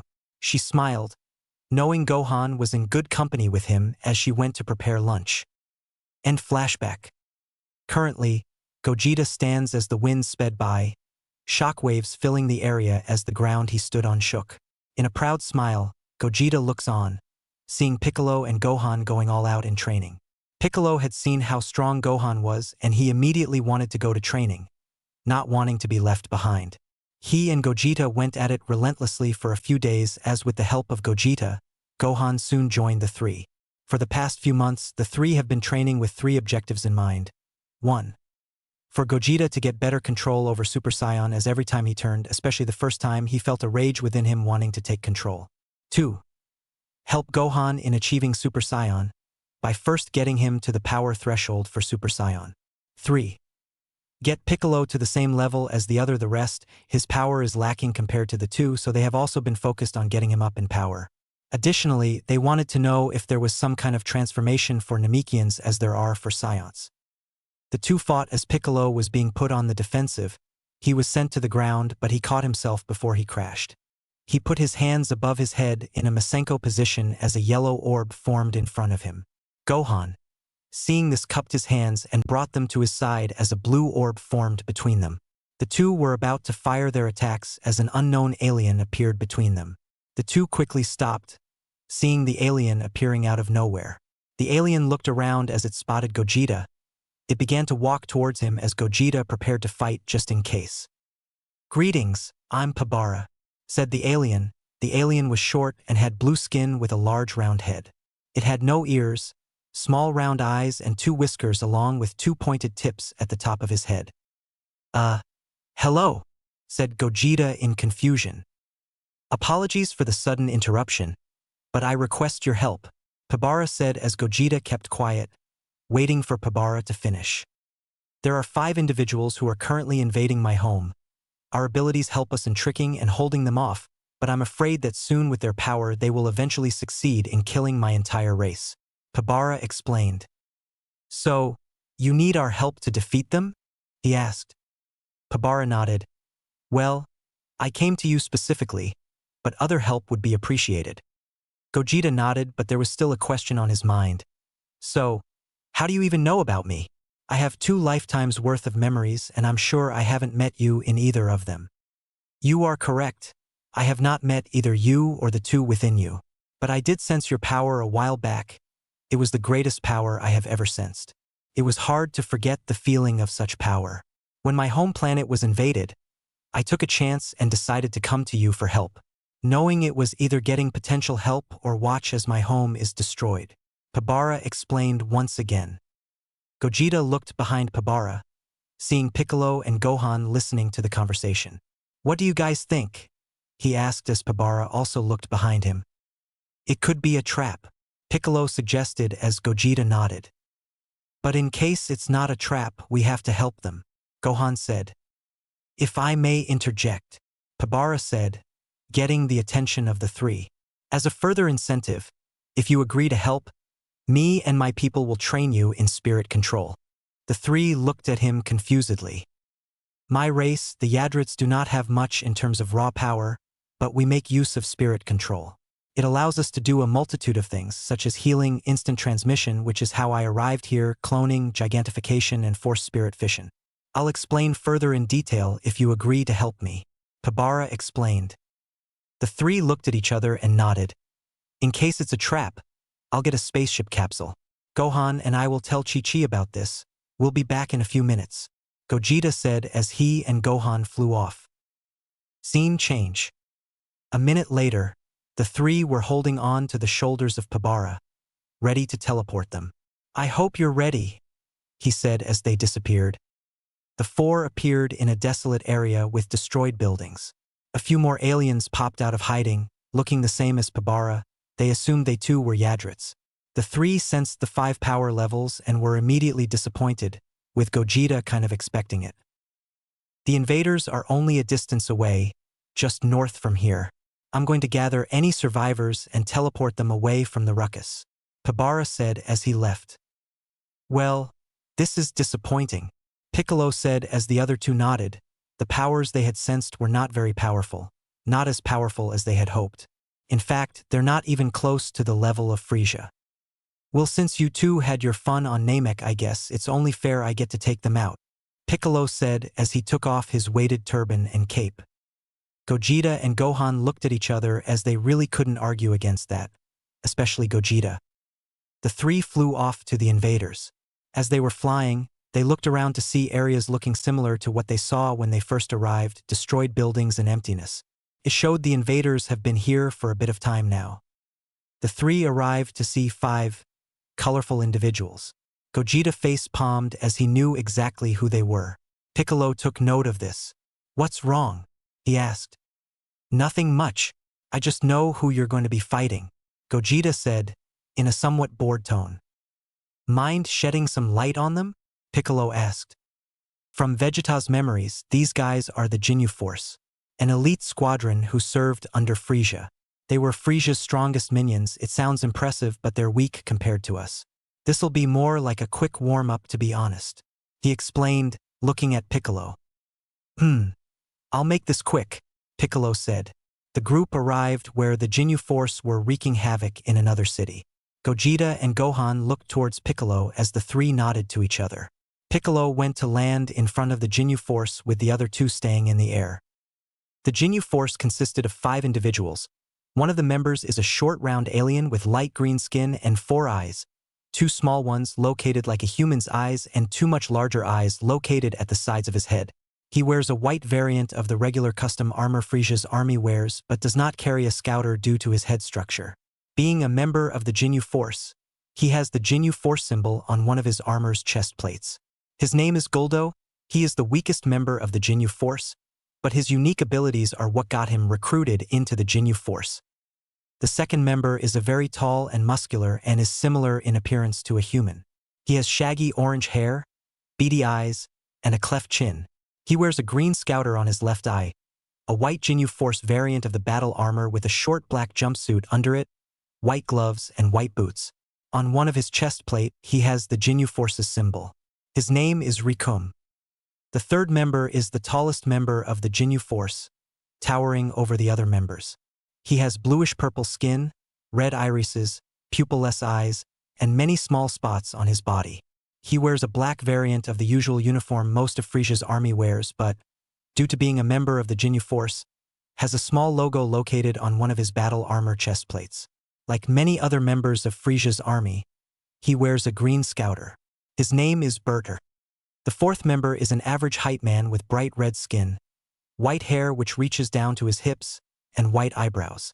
He wears a white variant of the regular battle armor that most soldiers in Frisia's army wear, but due to being a member of the Jinyu Force, he has a small Jinyu Force-inspired logo located on one of his battle armor chest plates. He wears a black jumpsuit with sleeves under his armor, with white gloves and boots, and a green scouter. His name is Jis. Birder, Jis, and Rikum more or less equal in power, with Birder having a slight edge in speed, Rikum having a slight edge in strength, and Jis being the balance between the two. The fifth and final member is a tall, purple humanoid alien. The top of his head displays prominent veins, similar to that of a human brain. Two black conical horns protrude from the top sides of his head. He wears a black variant of the battle armor that Frisia's forces wear, with lower side guards, black and white wrist bracers, and the addition of the Jinyu Force insignia on the upper left side of the chest plate. He wears black underwear as his lower body armor. He, like most of the members, is equipped with a green scouter. His name is Jinyu, the strongest member of the Jinyu Force and the leader of the group. Piccolo landed in front of the five as they all turned their attention to him. "Oh, and who are you?" asked Jinyu. "My name doesn't matter. All you need to know is the Jinyu Force is about to be disbanded," Piccolo said as he began stretching his arms and cracking his neck. Rikum stepped up with an arrogant smile. "Do you really think you can beat even one of us? Let alone us all? What a joke. I'll take care of him myself," Rikum said as the others, except the captain, argued. They all decided to play rock, paper, scissors to see who would fight him. Rock, paper, scissors. The group was interrupted as they turned to Guldo to see a stretched arm wrapped around him. Guldo was pulled towards backwards as he was flung into the air behind Piccolo. Piccolo turned towards him as he shot an energy wave towards him, disintegrating him. Angry, Rikum, Jis, and Birder rushed towards Piccolo with him standing unfazed. The three circled around him, moving too quickly for Piccolo to see, or so they thought. As the circle enclosed on Piccolo, he let out a scream as he flexed his power, sending shockwaves that blew the three away in opposite directions, with Jis and Birder being flung towards his sides and Rikum towards his front. Piccolo stretched his arms to his side and grabbed Birder and Jis, wrapping his arms around them. He swung his arms forward as the three clashed together. He unwrapped his arms, but the three couldn't move, being dazed from the clash. Piccolo put his hands together in front of him as a yellow sphere formed around his hands. His ki flailed wildly around him and veins appeared on his head as he charged his attack. "Light grenade!"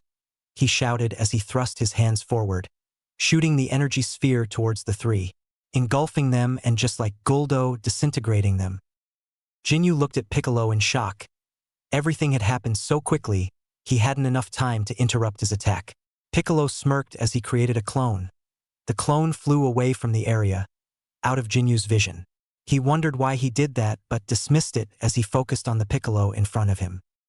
"My elite squadron gone," Jinyu said with deep anger in his voice. "You'll pay for that." He shot towards Piccolo, throwing a punch as Piccolo met it with his own, creating a shockwave. Jinyu flipped forward as he shot an axe kick. Piccolo grabbed his leg as he slammed his to the ground, face first, breaking his scouter. He swung him to his other side, slamming him to the ground once again. The pattern continued a few times as he threw Jinyu towards a wall. Jinyu quickly recovered from the crash as he shot a barrage of ki blasts towards Piccolo. He blocked as dodged all the ki blasts as a purple large ki ball appeared in front of him.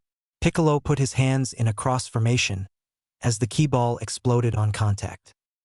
Smoke covered the area as Jinyu slightly panted. He took this chance to read Piccolo's power level with his scouter.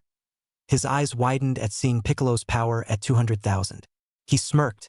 He chuckled as the smoke cleared, revealing a mostly unscathed Piccolo. "I guess it's time to wrap this up," Piccolo said. "I didn't think I'd have to use this, but seeing your power, I must," Jinyu said as he raised his hands. Piccolo prepared for an attack but was surprised when Jinyu stabbed his hand into his own chest. He. Jinyu chuckled as he outstretches his arms. "Your body is mine. Change and Jinyu said, but was interrupted by something piercing through his chest. He looked down to see a straight ki beam with another coiling around it. The beam went straight through his heart as Jinyu collapsed. He weakly looked up to see a smirking Piccolo walking towards him. What was the at?" he asked. "You made a mistake ignoring my clone. With it, I was able to make a special beam cannon without you even knowing it. Now, let's see, Piccolo said. He knelt down, put his hand on Jinyu's head, closed his eyes, and began to read his mind. What Piccolo saw in Jinyu's mind worried him, and he knew they'd need all the training they can get. I see. Well, isn't this interesting? Seems like his family is going to become more of a problem than he was. Piccolo removed his hand from his head, but as he did, a key ball formed, which stuck to Jinyu's head as Piccolo removed his hand. With no other words, Piccolo flew off to where he sensed Gohan and Gogeta, his clones rejoining within him. A few seconds after Piccolo left the murder scene, an explosion went off, officially killing the last member of the Jinyu force. Piccolo sensed that Gogeta and Gohan were with the surviving Yadrits. He flew in their direction, and when he arrived, he was met with cheers from the Yadrits. What's all this about? Piccolo asked, landing next to Gogeta and Gohan. Well, I may or may not have told these people you were their savior, and that they should praise you for generations to come since you saved them from going extinct. Gogeta explained. Piccolo's sweat dropped as Gohan snickered. I don't think that's necessary, he said. Oh, it's definitely necessary. I'm a hero on Namek, you're a hero here now. All that's left is Gohan, he said as he looked at Gohan. So kid, when are you going to save a planet and be its hero? Gogeta asked with a playful smile. Oh, well, I don't know, Gohan responded with a nervous smile. I truly must thank you, Pabara said, saving Gohan from the question. May I know the names of our saviors? Thank Piccolo over here. Also, he likes his statues in silver. In case you want to know, Gogeta said mischievously. Well, Mr. Piccolo, your service will be remembered for generations, I assure you. And as I promised, you and your friends here will be trained by me personally in spirit control. Please, follow me, Pabara said as he turned to walk away. Damn, Mr. Hero over here is already giving us peasants some benefits. How blessed we are, Gohan, Gogeta said, but Piccolo was already gone, not wanting to hear the teasing. Gohan and Gogeta looked at each other, smiled, and followed Piccolo. Scene change. On Earth, someone rushed around in a room frantically, as if in a panic. Yes, only a few more years until I have my revenge. If I kill Gogeta, then Son Goku will technically die. I'll take it. A man said. He walked over to 3 pods. You 3. With the modifications I've done, there's no way you can fail now, the man said as he laughed to himself. A door opened behind him as a woman appeared. She looked at the man laughing with an impassive look. You know, laughing like that alone when there's literally nothing to laugh at is probably a sign of insanity, the woman said as the man stopped laughing and looked behind her. Oh, it's just you, what do you want? He asks dismissively. Well, I just want to spend some time with my husband, of course. You've been basically living here for the past few years and I've been feeling pretty lonely lately. How about we go spend some quality time together, she said seductively. You know, I don't have the time for that. I have to finish my project, he said, ignoring her proposal and continuing to work on his project. Tisk, fine. Work on your stupid projects. I'll just take care of it myself then, she said, seemingly angry as she slammed the door closed. Her angry face turned into a smirk. Yes, work on your project, she said to herself. And while you're distracted, I'll work on my own plans. She walked off to an undisclosed location. Scene change. In a spaceship, there were 2 people, one sitting on a throne in the middle of the room and one standing across from him. Do you think the Jinyu force succeeded? The Yadrit's techniques could prove useful for us, the alien sitting on HTE throne said. No, they failed. Frisia's lackeys are just like him. Disappointing, the other alien said. Truly disappointing indeed. Do you think it's the same person who killed Frisia? The throne-sitting alien said. Highly possible. He's becoming an issue now, the other alien said. Then let's take care of that issue. Sources say that he was a scion but was seen with Earthlings. So we head to Earth, and if he's not there, we'll destroy it. And if he's there, we'll kill him and destroy it, the throne-sitting alien said. Sounds like a plan, but first we must train. We will not be as stupid as Frisia. the standing alien said as the other agreed. Give or take 3 years. We'll training for a while to make sure. The throne-sitting alien said as the other nodded and walked out. Gogeta, Piccolo, and Gohan, training under Pabara himself. It has been a year since the defeat of the Ginyu Force. A year since Piccolo has been hailed the savior of Yardrat, and a year since they began their training. By splitting, reforming, and growing their spirit, they have learned how to sense ki from a much greater distance. They have learned new techniques and their power has increased dramatically. Piccolo picked up spirit control the fastest of the three, with Gogeta being close second and Gohan being last. Gogeta and Gohan chose to learn instant transmission, healing, and force spirit fission. Although they didn't think they'd find much use for it, they decided to learn it just in case. They chose to forego cloning and gigantification, seeing no use for them. Piccolo, on the other hand, chose to learn every technique. With him finishing his training faster, he managed to learn and refine all techniques he could. He was the one who benefited the most from his training as he grew the most. The gap between him and Gohan has significantly reduced and is near his power. The three were currently getting ready to leave as they have completed their training. Piccolo stood in front of Pabara, slightly bowing in respect.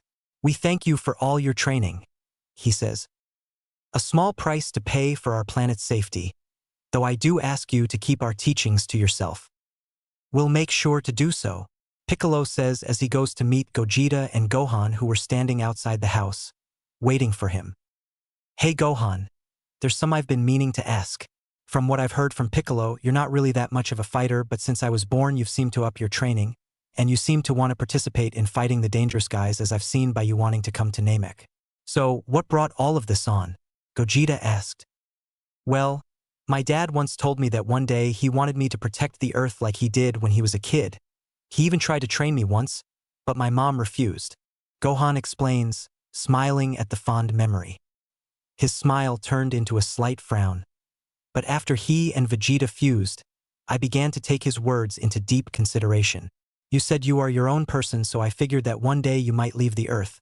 Considering there's really nothing tying you down here, I decided to become as strong as I can be so I can be the protector of Earth," Gohan said, conviction in his voice. "Are you sure you're a 6-year-old? Quite the mature mindset for one so young." Gogeta says, "You're right. One day I will leave Earth, and now I know I'll leave it in your capable hands." He shows promise in both brain and power, a good combination, if only his spirit control was as good. The voice of Piccolo is heard behind him as the two look behind them to see him exiting Pabara's home. Gohan scratched the back of his head, his expression a bashful one. "Iwa, sorry about that. It's understandable, given your nature as a half-breed," Piccolo says. He was about to explain further but was interrupted by sensing an army of small power levels on Earth. "Seems like Earth might be in trouble. We best get moving." The three put their index and middle fingers on their foreheads. They were about to use instant transmission, but they began to sense the power levels dissipating, being cut down by a higher power level. "Well, isn't that interesting?" Gogeta says as he disappears, with Gohan and Piccolo following. Scene change.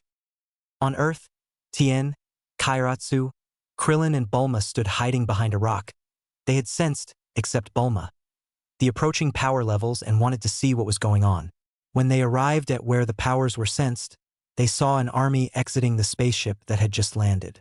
They saw the army being directed by 3 people, and it seemed they were being commanded to go out and terrorize the planet, but they were interrupted by another unexpected arrival. The arrival was a well-built young man of below-average height and light skin color. His facial features and skin tone are inherited from his father. He has blue eyes, purple hair that is soft and straight that parts from the top of his head to frame both sides of his face, reaching his ears with 2 loose strands over his forehead, and with his hairline parted at the center of his head. He wore an indigo jacket reaching his abdomen with the Capsule Corporation logo on the left sleeve, a black tank top, dark gray pants with a white belt, golden boots, and a computerized watch. His most noticeable accessory is his broadsword hanging on his back and over his right shoulder in a red sheath with a blue strap. "Hey, look at that guy," Krillin whispered, pointing at the newer arrival. "Look at his jacket. It has the Capsule Corp logo. You know the guy, Bulma?" Bulma was confused. That was clearly the Capsule Corp logo, but she knew the face of everyone who worked at Capsule Corp, but she had never seen him. No, never seen him in my life. They watched as the man began to talk to the commanders of the army, but they couldn't hear what they were saying. They saw the commanders become angry as they send the army to attack the man. The man put his hand on his sword, and in an instant, the man appears behind all those who attacked him, on one knee and his hand still on his sword, but the sword seemed to be slightly unsheathed. Everyone who went to attack him froze. The man sheathed the sword, and once a click sound was heard, all the attackers began to fall. The man stood up. "So, who in the world are you?" the man asked. The three commanders were too stunned to speak. "This is odd. Instead of Frisia and King Cold, it's whoever these guys are," he thought. The man was about to attack the commanders, but three people appeared next to him. The man was shocked. He recognized two of them, but the third one was a mystery.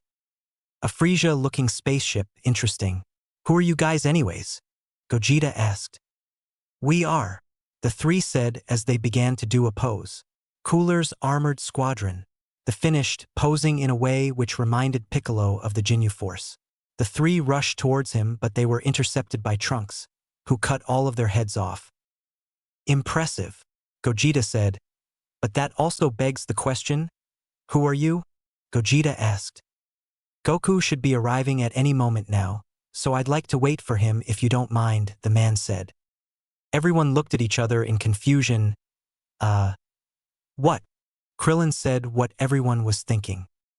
Trunks, like them now, was confused. "Goku? You guys don't know Goku?" Trunks asked. He was concerned. Was there a mistake during the travel? He thought. "We know Goku," Bulma says. But Goku had been gone now for over a year and a half. "What?" Trunks shouted. "What do you mean he's gone? What happened to him?" His concern now turned into full-blown panic. "He's here," Gogeta said, pointing to his chest. Trunks looked at him, more confused than ever. "To make things short, Goku and Vegeta fused, and then I was born, so Goku is technically not dead, but he ain't exactly alive either," Gogeta explains. Trunks took a second to process the information. He took a deep sigh. "So, you're both Goku and Vegeta, correct?" Gogeta nodded. "Then, if you don't mind, can we talk over there for a second? There are some things only you can know," Trunks asked, pointing to a clear field just up ahead. Gogeta shrugged and walked over with Trunks, away from the other ears. "I'm going to be honest. This is something I wasn't expecting, but before I explain everything I have to ask, can you turn into a Super Saiyan for me?" Trunks asked. The ground under the two began shaking as small rocks began flying wildly. A yellow glow overtook Gogeta. The glow shattered to reveal a Super Saiyan Gogeta. His yellow aura flared fiercely as the winds violently blew away from Gogeta. Gogeta calmed his aura as the winds and the area stood still once again. "What now?" Gogeta asks as Trunks smiles. "Now we'll both become Super Saiyan." Gogeta was shocked as he saw the land reacting to Trunks powering up similar to how he did. Trunks' hair raised up as it flickered between yellow and purple.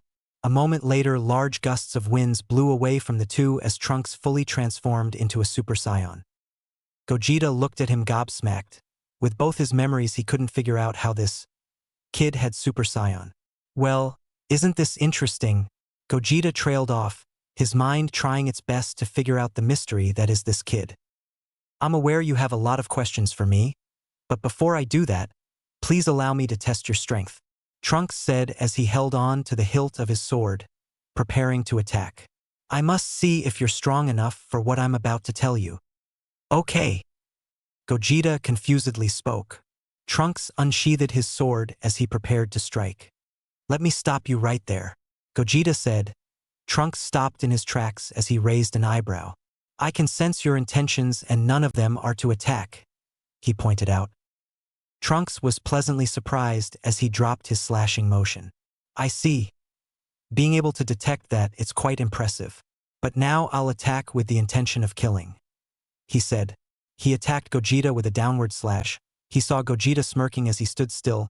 Trunks was once again surprised to see the sword hit him just for Gogeta to stand there and take the hit, which did absolutely nothing.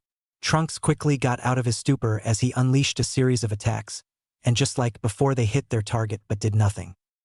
Trunks soon stopped his assault as he reverted to his base form, with Gogeta doing the same. After you explained what had happened to Goku and Vegeta, I wasn't sure what to expect anymore, but it seems the power you hold is more than enough to tackle the trouble that is to come, he said, confusing Gogeta even more. My name is Trunks. I come from 17 years into the future. I'm the son of Vegeta and I'll be born 2 years from now. Trunks says. Things began to make sense for the fusion. Around 3 years from now, May 12th at 10 a.m., a pair of androids will appear on an island 9 miles southwest of South City and begin a rampage on Earth. Those monsters. They killed everyone. Vegeta, Piccolo, Tien, Yamcha, Krillin and Kairatsu. All of them were killed by the androids, and when Piccolo died, Kami died with him. Trunks explains. I see. Where Goku in all of this? Gogeta asks. 6 months before the attack, Goku dies from an incurable heart virus. Unfortunately, he doesn't even get the chance to fight. Trunks answers. That's a damn shame.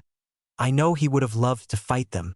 Gogeta said he himself wanted to take a crack at the android if he was being honest. Heh, that's exactly what my mom said, Trunks said with a smile. Your mom. Speaking of your mom, she wouldn't happen to be Bulma, would she? Gogeta asks, shocking Trunks. Why yes, but how did you know? Well, you're the only Saiyan I know who has purple hair, a trait Bulma possesses. Other than that, your mother speaks about Goku as if she knew him. The only 2 women who knew Goku like that is Chi-Chi and Bulma. You saying you're the son of Vegeta made it even more obvious, and finally, your jersey has the Capsule Corp logo. That confirmed everything. Gogeta explained. Trunks took a second to digest what was explained to him. Oh. Okay then. I was definitely not expecting you to figure that one out until I told you. No offense. None taken. Saiyans aren't the smartest when it comes to anything but fighting. I'm trying to be a little different. Gogeta says as Trunks nodded in understanding. I see. I'm not exactly sure what to say to that, but I'll continue my story, as things have changed for the better. After everyone had died, Gohan was the only survivor. I was merely 1 year old, hope was lost, but he was contacted by an unexpected voice. Goku, from King Kai's planet, managed to get in touch with Gohan. He told him to go to fortune teller Baba's location to revive him for 1 day. Gohan managed to do so, and when Goku was brought back he teleported to New Namek, the coordinates being given by King Kai. He explained the situation to the Elder as he happily helped him. He managed to revive everyone with 1 wish. Mauri upgraded the Dragon Balls. He used the other wish to teleport them all to the lookout. Once there, they used the hyperbolic time chamber to train. Then once it was all done, the androids were swiftly defeated. Quite the story there, but if everything turns out fine, why did you come back in time? Gogeta asked. Well, when the androids attacked, my mom thought about building a time machine to possibly change the future by changing the past. It was scrapped once everything was resolved, but she picked it up once again a year ago. Once it was done, we decided to come back to the day Goku returned. But there is one thing I'm curious about myself. This past. It's different from the time I'm from, yet I'm still alive. If time travel works in the way we had thought, I shouldn't exist since Vegeta and Bulma cannot conceive me. Trunks says, not exactly feeling comfortable saying the last sentence. Perhaps our timelines disconnected once I was born. I'm assuming there's not an option to travel to a different timeline, just to travel back in time. Gogeta asked, to which Trunks shook his head. Interesting, maybe you'll still be born one way or another. I'll seduce your mother to test our theory, Gogeta exclaimed with a straight face. Trunks' sweat dropped. Yeah, I didn't need to know that. Anyway, it's time for me to go. I fear if I stay any longer, I may cease to exist. I'll come back 3 years from now to see if the androids appear as they should. Trunks says as he takes out a capsule. He clicks and throws it as it turns into a time machine. Before you go, Gogeta called out, how strong are Goku and Vegeta 17 years from now? And who's stronger? Trunks smiled. They managed to ascend beyond Super Saiyan into something greater. And about who's the strongest? It's my master, Gohan. Trunks explained. See you in 3 years. Gogeta nods at Trunks' words as the machine floats up and disappears. The gang approached the lone Gogeta, curiously as they immediately began to ask questions. Who even was that guy? What did he want? Why did you two fight? Can I get his number? Were some of the questions raised. Gogeta put his hand up, silencing them. He looked at Piccolo. You heard it all right? Piccolo nodded. Don't worry, I won't say anything that risks his existence, but the android problem is a whole other thing. Everybody listen up. 3 years from now, a great calamity will face the Earth in the form of 2 androids. May 12th at 10 a.m., the pair of androids will appear on an island 9 miles southwest of South City. We'll have a whole 3 years of training, so no excuses, Piccolo says as he flies off. Gogeta and Gohan were about to leave until Gogeta felt arms wrapped around his neck and someone climbing on his back. You live with me anyway, so you might as well be my ride home, Bulma said. Yamcha looked at the scene with minor jealousy but accepted it. All right everyone. I guess we'll see each other in 3 years, all the best, Gogeta said as he flew off with Gohan and Bulma. Everyone also began to separate and made their way to their homes. Scene change. The trio of Gohan, Bulma and Gogeta made their way to Chi-Chi's home. We'll drop Gohan off first then return to Capsule Corporation, Gogeta explained. It's been a while since I've seen Mom. I can't wait, Gohan said with a smile. I'll be training with Piccolo starting tomorrow. If you want to join us, feel free. Just make sure you're caught up with your schoolwork. Gohan nodded. The three made their way to Chi-Chi's home, but Gogeta's mind wandered. He hadn't forgot what happened on planet Namek after he defeated Frieza. The blast that looked just like what Frieza had used on him. He knew whoever threw that blast was far stronger than Frieza. The ball of ki felt stronger than anything Frieza threw at him. It worried him. Obviously he's stronger now, but he had a feeling that that blast was just a warning shot. A warning of what is to come. 3 years have passed since Trunks' surprise visit to the past. Everyone has been scrambling around, trying to prepare for what is to come. They had prepared long and hard as they could not be sure of the power of the androids, as although the one in Trunks' timeline were currently weaker than Gogeta, they could not be sure of what changes their timeline could have. With the 2 timelines already being so different, there was no certainty. Gogeta and Piccolo have been training relentlessly, with Gohan joining in but not as frequently. Surprising to the 2, Tien, Yamcha and Krillin have joined in on the training, with Tien being the one who joined the most. Everyone has growth significantly, including the humans. Piccolo didn't want to be too confident, but as he stood on the hill, looking above South City, remembering everything that had transpired in the past 3 years, he knew they were more than ready. Hey Piccolo! Shouted a voice in the distance. Piccolo looked at the direction of the voices and saw the 3 humans, Krillin, Tien and Yamcha. The 3 landed shortly after. How you been, man? Krillin asked, putting his hand out to shake as Piccolo took it. Well enough, Piccolo simply responded. So today is the big day, huh? Tien asked rhetorically. Piccolo nodded. All our training leads up to this moment, he says. Heh, fighting super powerful androids, Goku would have loved this, Tien said. The 4 smile reminiscently.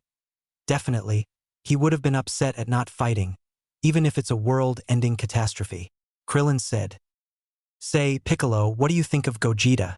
You spend the most time with him out of the 3 of us, so I'm sure you know him best, Yamcha asked. Piccolo took a moment to think about it.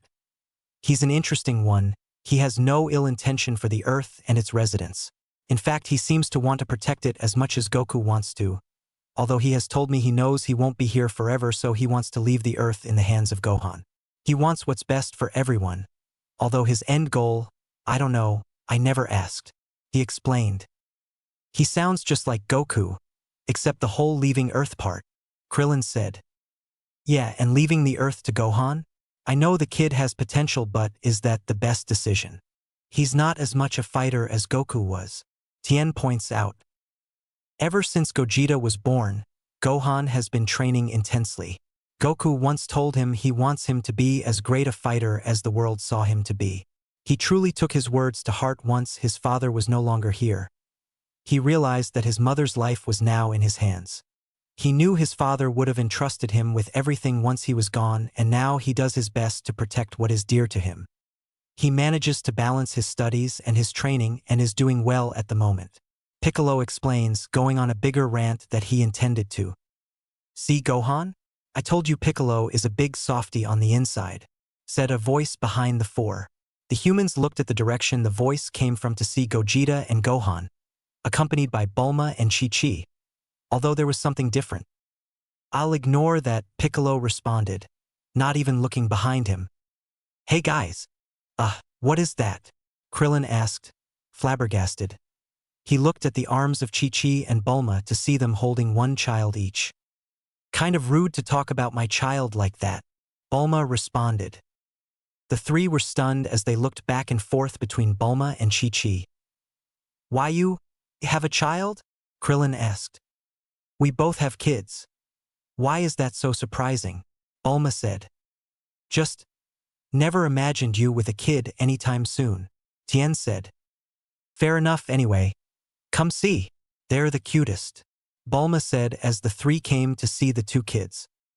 Hey Chi-Chi. Doesn't your kid look just a little familiar? Krillin asked to Chi-Chi. I know, right? It was quite the wonderful surprise, Chi-Chi said excitedly. Who's the father? Yamcha asked. Bulma looked at Gogeta with a smirk as Gogeta and Chi-Chi looked a little bashful. Huh? The three simultaneously shouted. But how? Both of you? Yamcha asked in pure disbelief. Well, it was originally Bulma and I, then Bulma didn't want Chi-Chi to be a widow forever, so this happened, Gogeta explained as they remained silent for the moment, still in shock. Today is turning out to be quite the unusual day. Anyway, what are their names? Tien said. My little bundle of joy is Trunks, and with Chi-Chi's kid, although the name Goku came to mind with the striking resemblance, we decided with Goten, Bulma explained. Goten and Trunks, huh? The next generation after little Gohan here.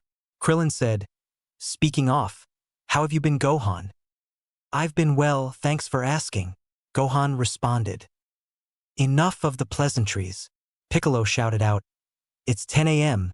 We should be on guard, he said as everyone did just that. Gogeta looked towards Gohan. Gohan, can you take your mother and Bulma home? Make sure they're safe. Gohan nodded. He motioned for Bulma and Chi-Chi to hold on to his shoulders as they did so. All the best, guys. Yeah. Come back safe, the two said as they disappeared. The group stood on the edge of the hill, looking over the city, trying to find anything unusual happening. I guess we should get a closer inspection, travel around to keep a close eye on things, Gogeta suggests. The group nods in agreement as they head down into the city. Scene change. Krillin and Yamcha took to the north side of the city, Tien taking the south side, Piccolo taking east, and Gogeta taking the west side. They scouted the city and decided to meet in the middle of it if they found nothing odd. They didn't know what they were looking for exactly, but they were thorough in their search. Piccolo, Gogeta, and Tien were alerted as they felt a drop in Yamcha's power. They rushed to his location and they arrived to see Yamcha panting, with two odd-looking people standing in front of him. Yamcha, what happened? Tien asked, worry in his voice. A slightly panting Yamcha explained. Those guys, I don't know how, but one of them managed to drain my power by just grabbing me. Luckily, I managed to escape. Gogeta took a second to look over the two people as he saw an old man with long gray hair and what seemed to be a white-skinned person next to him. But Gogeta noticed something odd. The two wore hats with an insignia that was familiar to him. The Red Ribbon Army, huh? I thought Goku killed all of you, Gogeta said. Oh, seems of you know of us, Gogeta. I guess my hypothesis was correct, the old man said. Gogeta raised his eyebrow. Hypothesis? Yes, hypothesis. We have been observing Goku using microminiature insect-like spy drone. It was present for his matches at the Tenkaichi Budokai, as well as his fights against Piccolo and Vegeta, although oddly enough, before Goku and Vegeta were about to fight, they disappeared and you appeared. Our data told us you possessed the DNA of both Goku and Vegeta. It was only logical to assume you have fused, though the cause is unknown. And one of our hypotheses is that you possessed the memories of both Goku and Vegeta, which we now know is true. Android 20 explained. Interesting. Seems like that guy wasn't visible to them. Odd. Gogeta thought. So all of this is because of a grudge against Goku? Now me, since Goku is a part of me? Exactly. Because of him, the Red Ribbon Army's conquest for world domination went up in smoke, with Dr. Gero being all that remained. You speak as if you were Dr. Gero, Piccolo pointed out. No, I am Android 20, an artificial human created by Dr. Gero. Gero died a long time ago, Android 20 said. Well, now that we're acquainted with one another, how about we move on to the fighting? After all, that's why you're here after all. But let's do it in a deserted area, preferably away from the people, Gogeta suggested. Gero gave him a slight smirk. We can do that, he said as his eyes glowed and two yellow beams shot from his eyes, straight at Gogeta. Gero expected him to dodge and for the city behind him to be destroyed in the process. However, he was surprised to see Gogeta's aura explode as he powered up, deflecting the beams and sending them upward. Gogeta shook his head in disappointment as 20 had a slight surprised expression, not exactly expecting him to deflect it with what looked like no effort. That was the most predictable villain shit I've seen all day. Obviously, we moved to a deserted area. Follow me, Gogeta said as he took off, with the androids behind him and the rest of the Z-fighters behind them.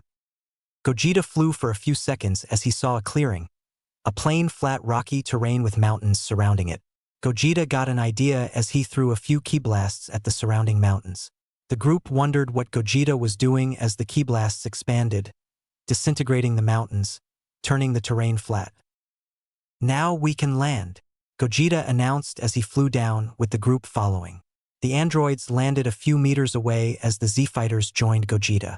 I see what you did, Piccolo said. You destroyed the mountains around, so any attempts to flee are considered null and void now. Gogeta grinned. Just preparing for the anything.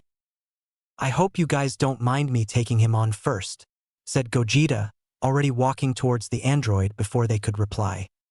With the amount of power you possess, number 19 is more than enough for you, 20 said as 19 stepped forward. Gogeta and Android 19 stood across each other, staring each other down, and Gogeta smirked. So tell me, why did you just stop at the Science invasion? Why not follow us to name? Gogeta asked. We needn't any more information. We had enough of a grasp of your power and techniques.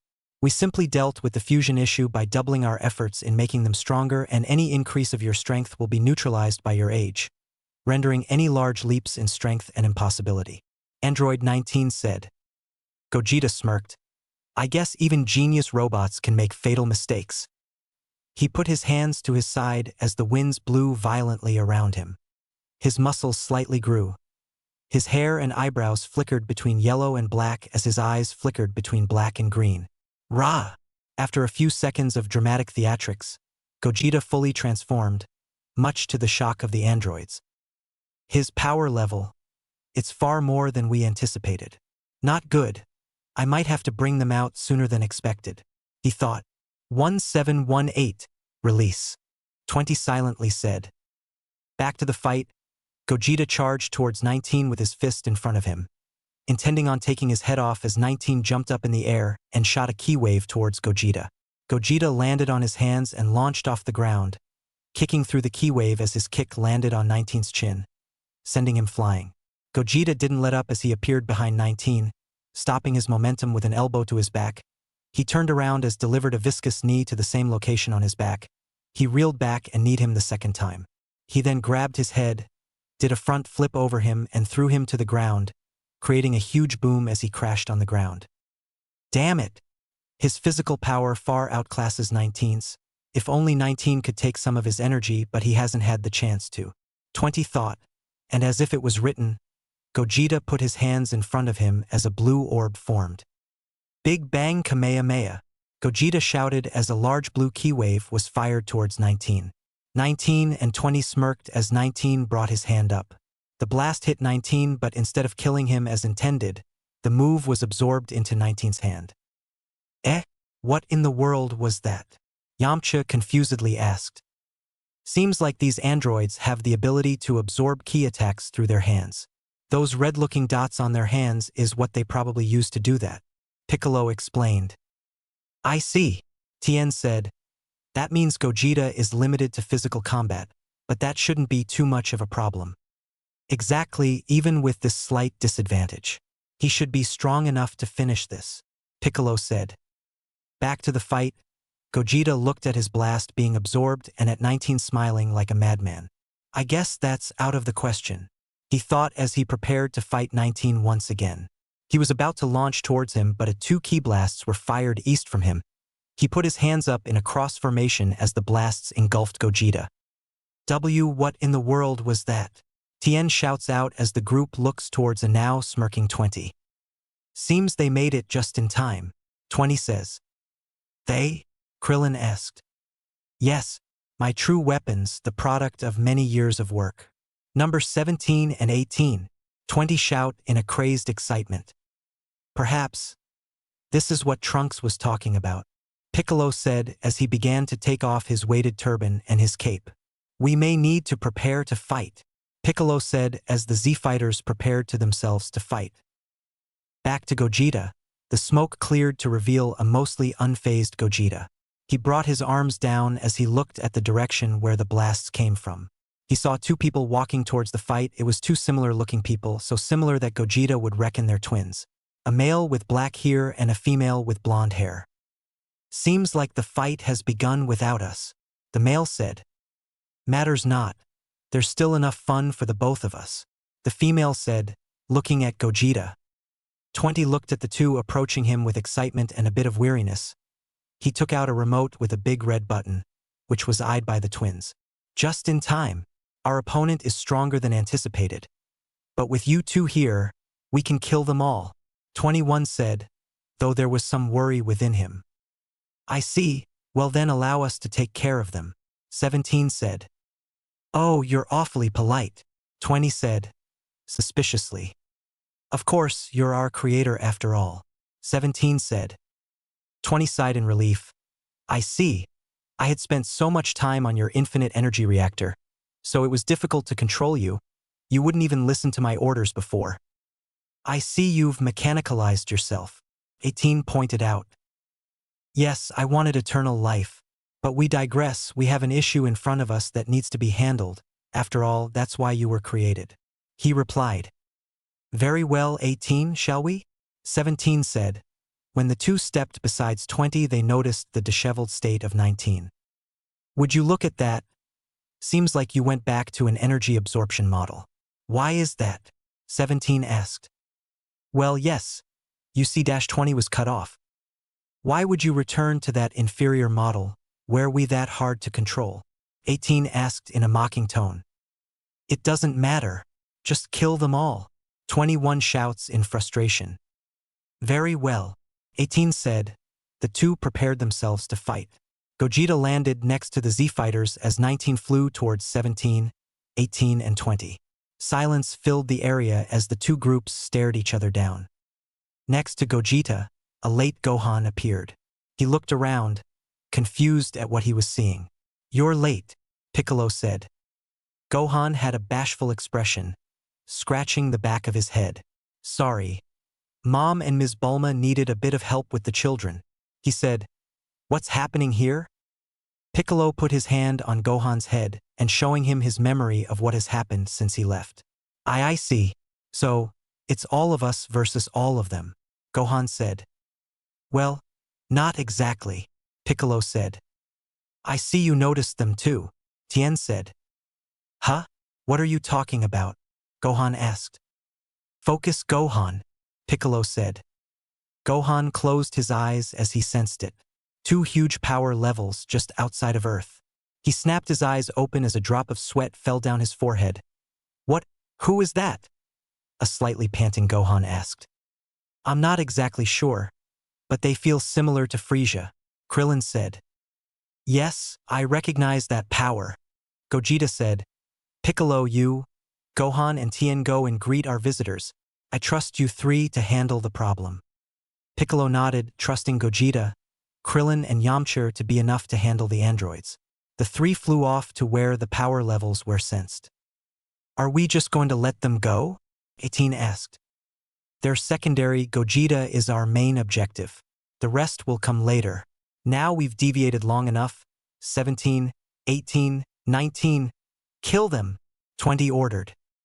17 and 18 smirked at each other as 17 quickly swiped the remote from 20 and crushed it. What are you doing? 20 shouted in surprise. That was an emergency shutdown button, right? In case you couldn't control us. Is this some kind of joke? 20 screamed out. You worried we would get out of line, right? Turns out you were right. 17 said as he ran his hand through 20's chest. He removed his hand as he kicked 20's head off. Simultaneously, 18 grabbed 19's arms and tore them off. She grabbed his head and threw him up in the air. She raised her hand as she blasted a pink energy wave towards him, engulfing and killing 19. "D-damn, you lousy pieces of junk," 20 said as his head was stepped on and crushed by 17. They just killed their own creator, Krillin said. Average villain stuff, Gogeta said. Although he was our creator, he did basically kidnap us, turned us into cyborgs and tried to control us. I don't know about you, but it's not easy to, but it's kind of hard to let someone live after they've done that. 17 explained. Gogeta, Krillin and Yamcha looked at each other and shrugged. Can't argue with that really. So, does that mean you won't follow 20's objective? Krillin asked. Well, we don't share the hate 20 had for you, honestly, we don't care. We will follow his objective for fun. 18 said.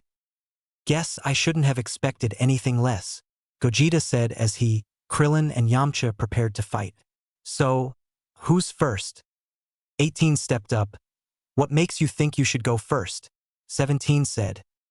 Ladies first, haven't you been taught manners? 18 mocked as 17 shrugged. Finally, let's begin, Gogeta said as he and 18 charged at each other. Two fists caused a thundering shockwave as they clashed. 18 front flipped as she axe kicked Gogeta in the back, sending him crashing to the ground. Gogeta rushed towards 18, throwing an uppercut to which 18 moved her head back. She tried to knee Gogeta in the stomach, but to her surprise, Gogeta dodged to the side as he sent a punch to her stomach, causing her to hunch forward, to which Gogeta followed it up with a right jab, sending her flying. She caught herself mid-air. How did you dodge that? A point-blank attack like that should have been impossible to do, 18 pointed out. Sometimes you just have to trust your body to move for you, Gogeta smiled, though I doubt you know any martial arts to truly understand that. Gogeta shot a key ball at 18, but she easily swatted the attack. Gogeta smirked as he does a come here motion with his finger. 18 was about to attack, but she was hit with the key ball from the back, slightly charring her clothes. Well, would you look at that? Seems like someone doesn't know a nifty little ability to sense ki, Gogeta mocked. 18 snarled as she rushed towards Gogeta. Gogeta formed a key ball in his hand as he placed it in front of him. Before 18 reached Gogeta, the key ball expanded to a large degree, covering Gogeta from 18's view, stopping her in her tracks. He flew back a few meters as she raised her hand and fired a key wave at the lingering key ball, causing it to explode and causing smoke to cover the area. A small silence filled the area, but it was quickly broken as small key blasts emerged from the smoke and quickly rushed at 18.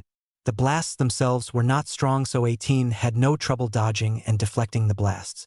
One key blast, larger than the rest, caught her off guard as it came at her at a faster speed than the others. It hit her straight in the face, slightly blinding her. Before she could get her bearings together, a sharp elbow hit her backside area. She felt a sharp pain to the stomach as a turning kick connected with her abdomen. She hunched over in pain, but another elbow to the neck sent her crashing down at high speeds next to 17. Smoke filled the area where 18 landed as she began to slowly stand up. H&G, ha, panted 18 as she slowly stood up. The smoke cleared to reveal 18, whose jacket was mostly destroyed. She had an annoyed expression on her face as she looked a bit worse for wear. Seems like you're having a bit of trouble. Need help? 17 asked as 18 scoffed at him. As if, it's time to ramp it up, 18 said as she removed her jacket, leaving her with her black undershirt. Gogeta flew down as he stood across 18 once again.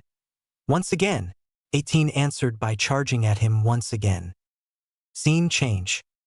Piccolo, Gohan, and Tien made their way to where they had sensed the two strong power levels. Piccolo was as the front while Gohan and Tien were at the back. Gohan, Tien, I'll handle one of them. I trust you to handle the other one, Piccolo said, leaving no room for argument.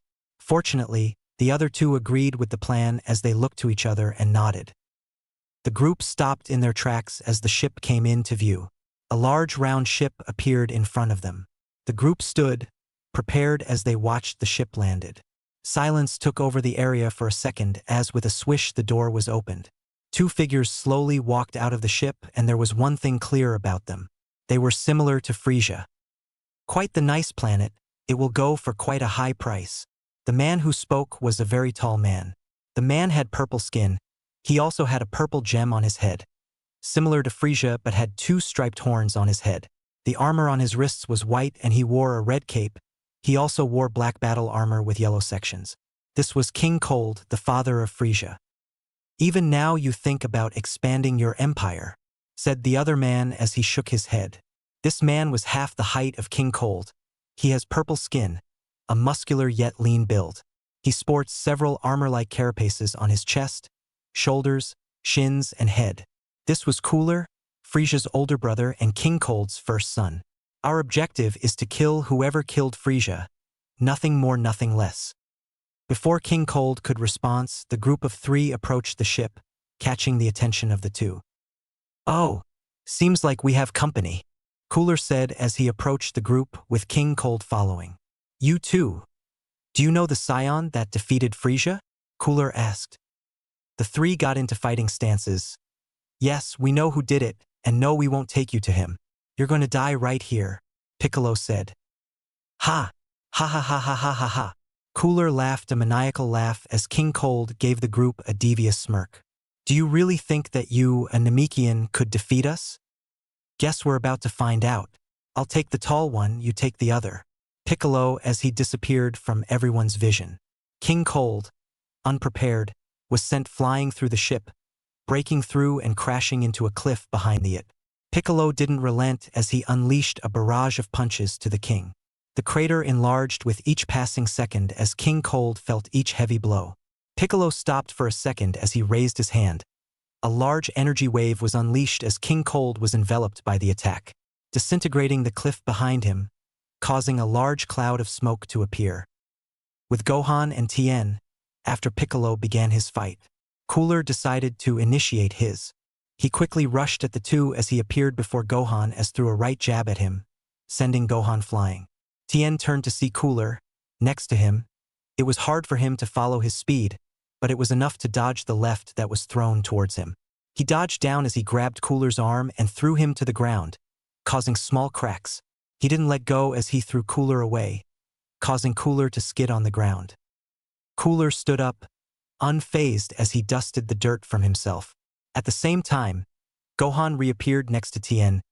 You okay, Gohan? Yeah, sorry, got caught off guard, Gohan said. Well, be ready. Here he comes. Tien shouts as Cooler threw a downward punch towards Tien, but the two jumped out of the way as Cooler hit the ground, heavily cracking the ground. Tien rushed towards him as he threw a punch towards Cooler. The punch landed, but Cooler was prepared. He powered through the punch as he threw one of his own, that landed on Tien's stomach, causing him to hunch over, but he was saved by Gohan as he kicked Cooler in the head, which stumbled him back. Gohan, charge your strongest attack, Tien said. He rushed towards Cooler as Gohan cupped his hands and drew them to his side. Tien approached as Cooler tried to punch him, but to his surprise, his fist went through Tien as multiple images of him appeared around Cooler. Cooler tried to punch one of the copies, but his hand once again went through the clone. Before he could question him, he was kicked from the back and sent flying towards a ready Gohan. Kamehameha! Gohan yelled as he thrust his hands forward. A large blue energy wave was fired as it engulfed and sent Cooler flying towards Tien. Tien jumped up as Cooler flew past him. He pointed his finger towards Cooler. Dodon Ray! A small stream of yellow energy was blasted towards Cooler, connecting as a small explosion occurred. Tien landed next to Gohan, both of them slightly panting. Ha, ha. Do you think we got him? Gohan asked. His question was answered as Cooler flew out of the rubble, with scratches and singes on him. Who knew such insignificant pests would pose me such a problem? No matter, because now I will show you despair. Cooler shouted as began to power up. The area shook as rocks wildly flew about.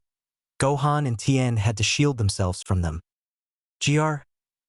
Rah. Cooler grunted as his chest and muscle mass rapidly expanded. His white carapace changed, with the breastplate's shoulder pads becoming hoop-like in shape. The white carapaces on his wrists changed drastically, gaining dark blue sections and developing blade-like protrusions. The tip of his tail gains a white pointed stinger-like carapace as well. The carapace on Cooler's head, as it completely encases his entire head except for his eyes, his mouth being covered behind a visor, for spikes extend from his cranium and there is a large dark blue section in the middle of his head. You should feel honored. Besides my father, you're the first to witness this form. But now it's time for you to die. A few minutes earlier, with Piccolo and King Cold, Piccolo waited as the smoke slowly cleared to reveal an unfazed King Cold. Heh, guess it won't be as easy as I thought, Piccolo said as King Cold looked at him with a smile. Pitiful. King Cold rushed at Piccolo with a punch. Piccolo, not expecting the speed, barely managed to cross his arms in front of him as he blocked the punch. King Cold placed him on the back foot, a relentless assault of heavy punches being rained upon him. Piccolo quickly found a small opening as he shot eye lasers towards his neck. King Cold, being unprepared, was shot back slightly as Piccolo raised his hands, his palms in front of King Cold's face. Ha! A yellow energy wave erupted, engulfing King Cold once again.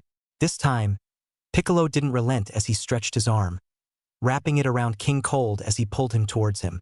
Piccolo punched King Cold, keeping his hold. He pulled him and punched him again, pulled and punched him again. This went on until Piccolo flung him behind him in the air. He turned around as he opened his mouth wide and fired a huge blast, once again, engulfing King Cold as an explosion went off in the blast. The smoke cleared to reveal a now singed King Cold. The smile on his face was gone as anger slowly seeped into him. Piccolo took this chance as rushed towards him, his hands in front of him as if he was going to push him. King Cold prepared to counter, but he was shocked as multiple clones of Piccolo appeared behind him. They all phased through King Cold, but as he looked behind him, he saw nothing. He looked in front of him as pushed by a strong key pressure. Piccolo appeared behind him as backhanded King Cold, sending him cratering to the ground. He put his hands in front of him as a yellow key sphere began to form and enlarge between his hands. Light grenade. He thrusted his hands forward as a large energy sphere was fired towards King Cold, and as the attack connected, a large explosion occurred, causing smoke to fill the area. Piccolo slowly descended as he landed a bit away from the explosion. He waited a few seconds, but the smoke was blasted away by an angry King Cold. Enough! Now you'll get to witness my full power, King Cold said as he began to power up. Piccolo felt the surge of energy not only from King Cold but from Cooler as well. Piccolo smiled as it seemed that Gohan and Tien forced him to transform just like he did. A few seconds of King Cold powering, he let out one last roar as he claimed down. His appearance didn't change, but Piccolo knew he was far more powerful. You should feel honored, because now, I'll show you the true power of the great King Cold.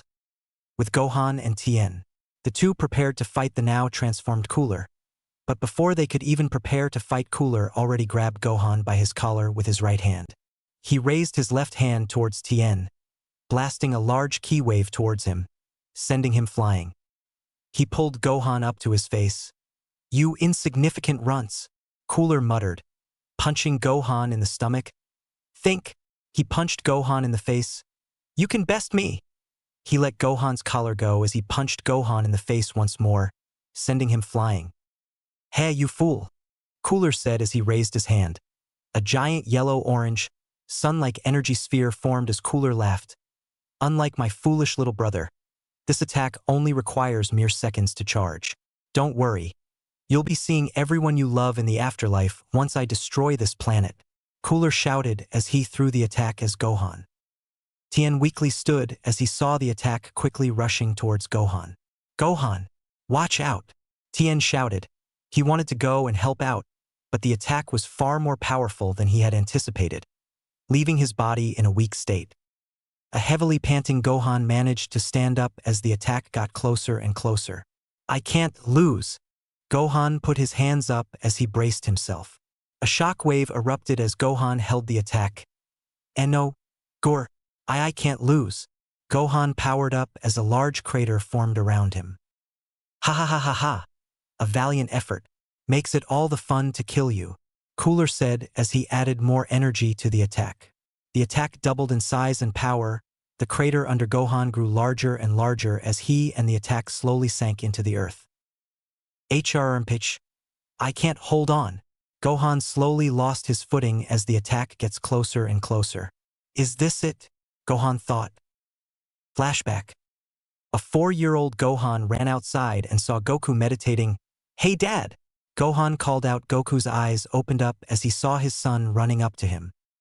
Goku smiled as he picked him up. Hey little guy! Goku greeted. Dad, Mom told me you are the best fighter in the world. Is it true? Gohan asked innocently. Well, I don't know about the best. I would say I'm pretty good, Goku said. Really? Gohan asked in awe. Will I be as good as you? Oh, definitely. I'm sure you can even be better than me, as long as you train hard and never give up. You'll be a greater fighter than me, Goku says. Gohan hugs his dad in excitement as he jumps off. Thanks, Dad, he says as he runs off into the house. Goku smiles, looking in the direction Gohan went off. He eventually goes back to meditating. Another flashback. Gohan was lying on the ground, roughed up and panting. They were currently having a spar at Yardrat, although Gogeta noticed something as they fought. Gogeta flew down next to him and helped him get up. You're holding back, Gogeta pointed out. I am, Gohan confusedly asked. Yeah, it's like you're scared of going all out, like you're unconsciously holding back, Gogeta said as Gohan looked down. I was told when I get angry I go out of control. I guess I'm afraid I may hurt a friend. Guess it's time to work on that. Gohan looked up at him. Instead of worrying about your anger, we'll work on controlling it. How about it? Gogeta said as he jumped back and took up a fighting stance. Gohan smiled as he took up a stance, preparing to fight. End flashback. No, Gohan, Tien weakly whispered. Gohan was currently falling deeper and deeper as he struggled hold on the attack. He was deep in the ground to the point where he was not visible. He was right, they were right. I can't ever give up, Gohan thought, his anger slowly rising as a yellow aura began to form around him. Mom, Mr. Piccolo, Bulma, and now, Goten and Trunks. There's too much for me to be giving up now. Gohan's hair flickered yellow as he let out one final roar. Raya! The energies collided as a large explosion occurred, with Gohan right at the center of it. Gohan, no! Tien shouted as Cooler laughed manically. There's no way. Tien looked at the crater unbelieving at what he saw. Cooler looked towards Tien. So, would you like a similar grave? If not, I have many options for you. Tien struggled to stand up and Cooler began to walk towards Tien. As he was about to make his final stand, his head snapped towards the crater Gohan was in. His eyes widened at the power he was sensing. A yellow pillar of light erupted from the crater as Cooler looked towards it. Oh, Cooler wondered. Gohan emerged from the crater, floating up from within the yellow pillar of light. But he was different. His eyes were green, his eyebrows were yellow, along with his hair. His face expressed nothing but rage as he looked towards Cooler.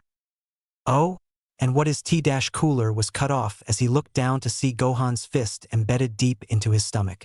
Gohan then jumped and kicked him in the head, sending him flying and crashing into a cliff.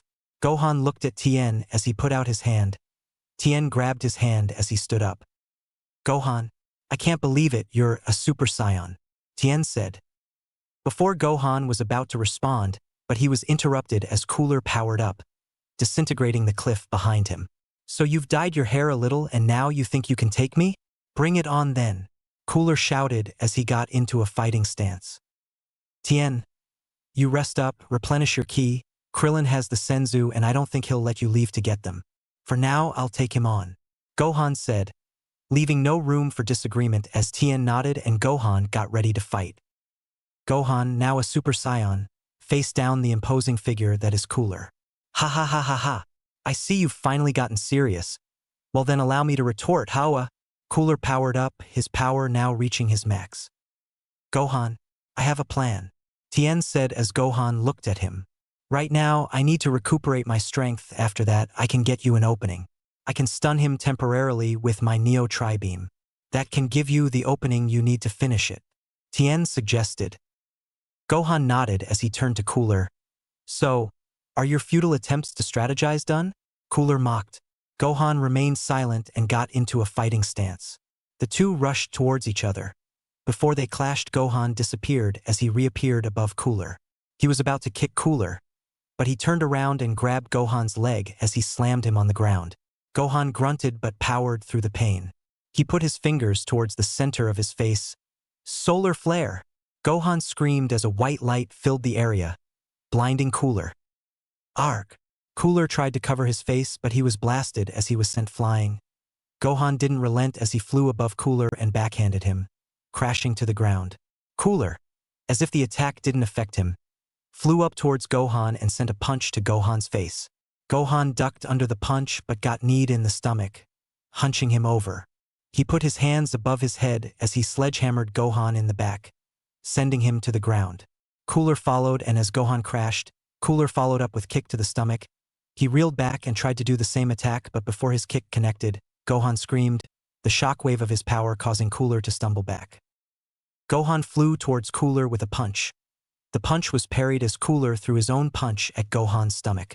Gohan front flipped, dodging the attack as he axe-kicked Cooler in the head, slightly stumbling Cooler backwards. Gohan held his hand out. Ha! A yellow energy beam consumed Cooler. A hand comes out of the energy blast as it grabs Gohan's face. The blast dissipates as Gohan is slammed headfirst onto the floor. Cooler held him up as his hand glowed yellow. He was about to blast Gohan but was interrupted by a small energy attack, hitting him in the neck. Cooler looked in the direction the attack came from as he saw Tien with his finger pointing towards him. Gohan took this chance as he grabbed the hand that was holding him as grabbed the elbow and pushed it outwards, breaking his elbow. Cooler screamed as he held his now broken arm. Gohan jumped and side-kicked Cooler on the side of his midsection, sending him flying and rolling on the ground. Gohan jumped to Tien's side. Ha! Ha! Are you ready? Gohan asked as Tien nodded. Tien flew high above in the air as he puts his hands together by the tips of his fingers and thumbs. Then he opens them up and zooms in on the Cooler through his hands. Cooler groggily stands up, holding his arm. Gore! I've had enough of you! Cooler shouts out in frustration as he puts his hand in the air. Now I'll not only kill you, but I'll destroy your pathetic little planet. A supernova began to form once more but was interrupted. Neo Tri-Beam. Ha! Tien shouted as yellow glow filled the area. Cooler instantly was brought to the ground as a square crater formed around him. Ha! Cooler tried to get up but was brought down by a barrage of Tri-Beams. Gohan cupped his hands as he brought them to beside his hips. Kami, ha! A large blue beam fire from Gohan as Tien seized fire. He panted as he slowly fell to the ground, passing out. Ha! Ha! Damn you! Cooler says as he stands up. He quickly looks to the air for Tien, but his eyes widened as he saw a large Kamehameha quickly approaching him. He put out his hands in front of him as he fired a similar-sized yellow ki wave, clashing with the Kamehameha.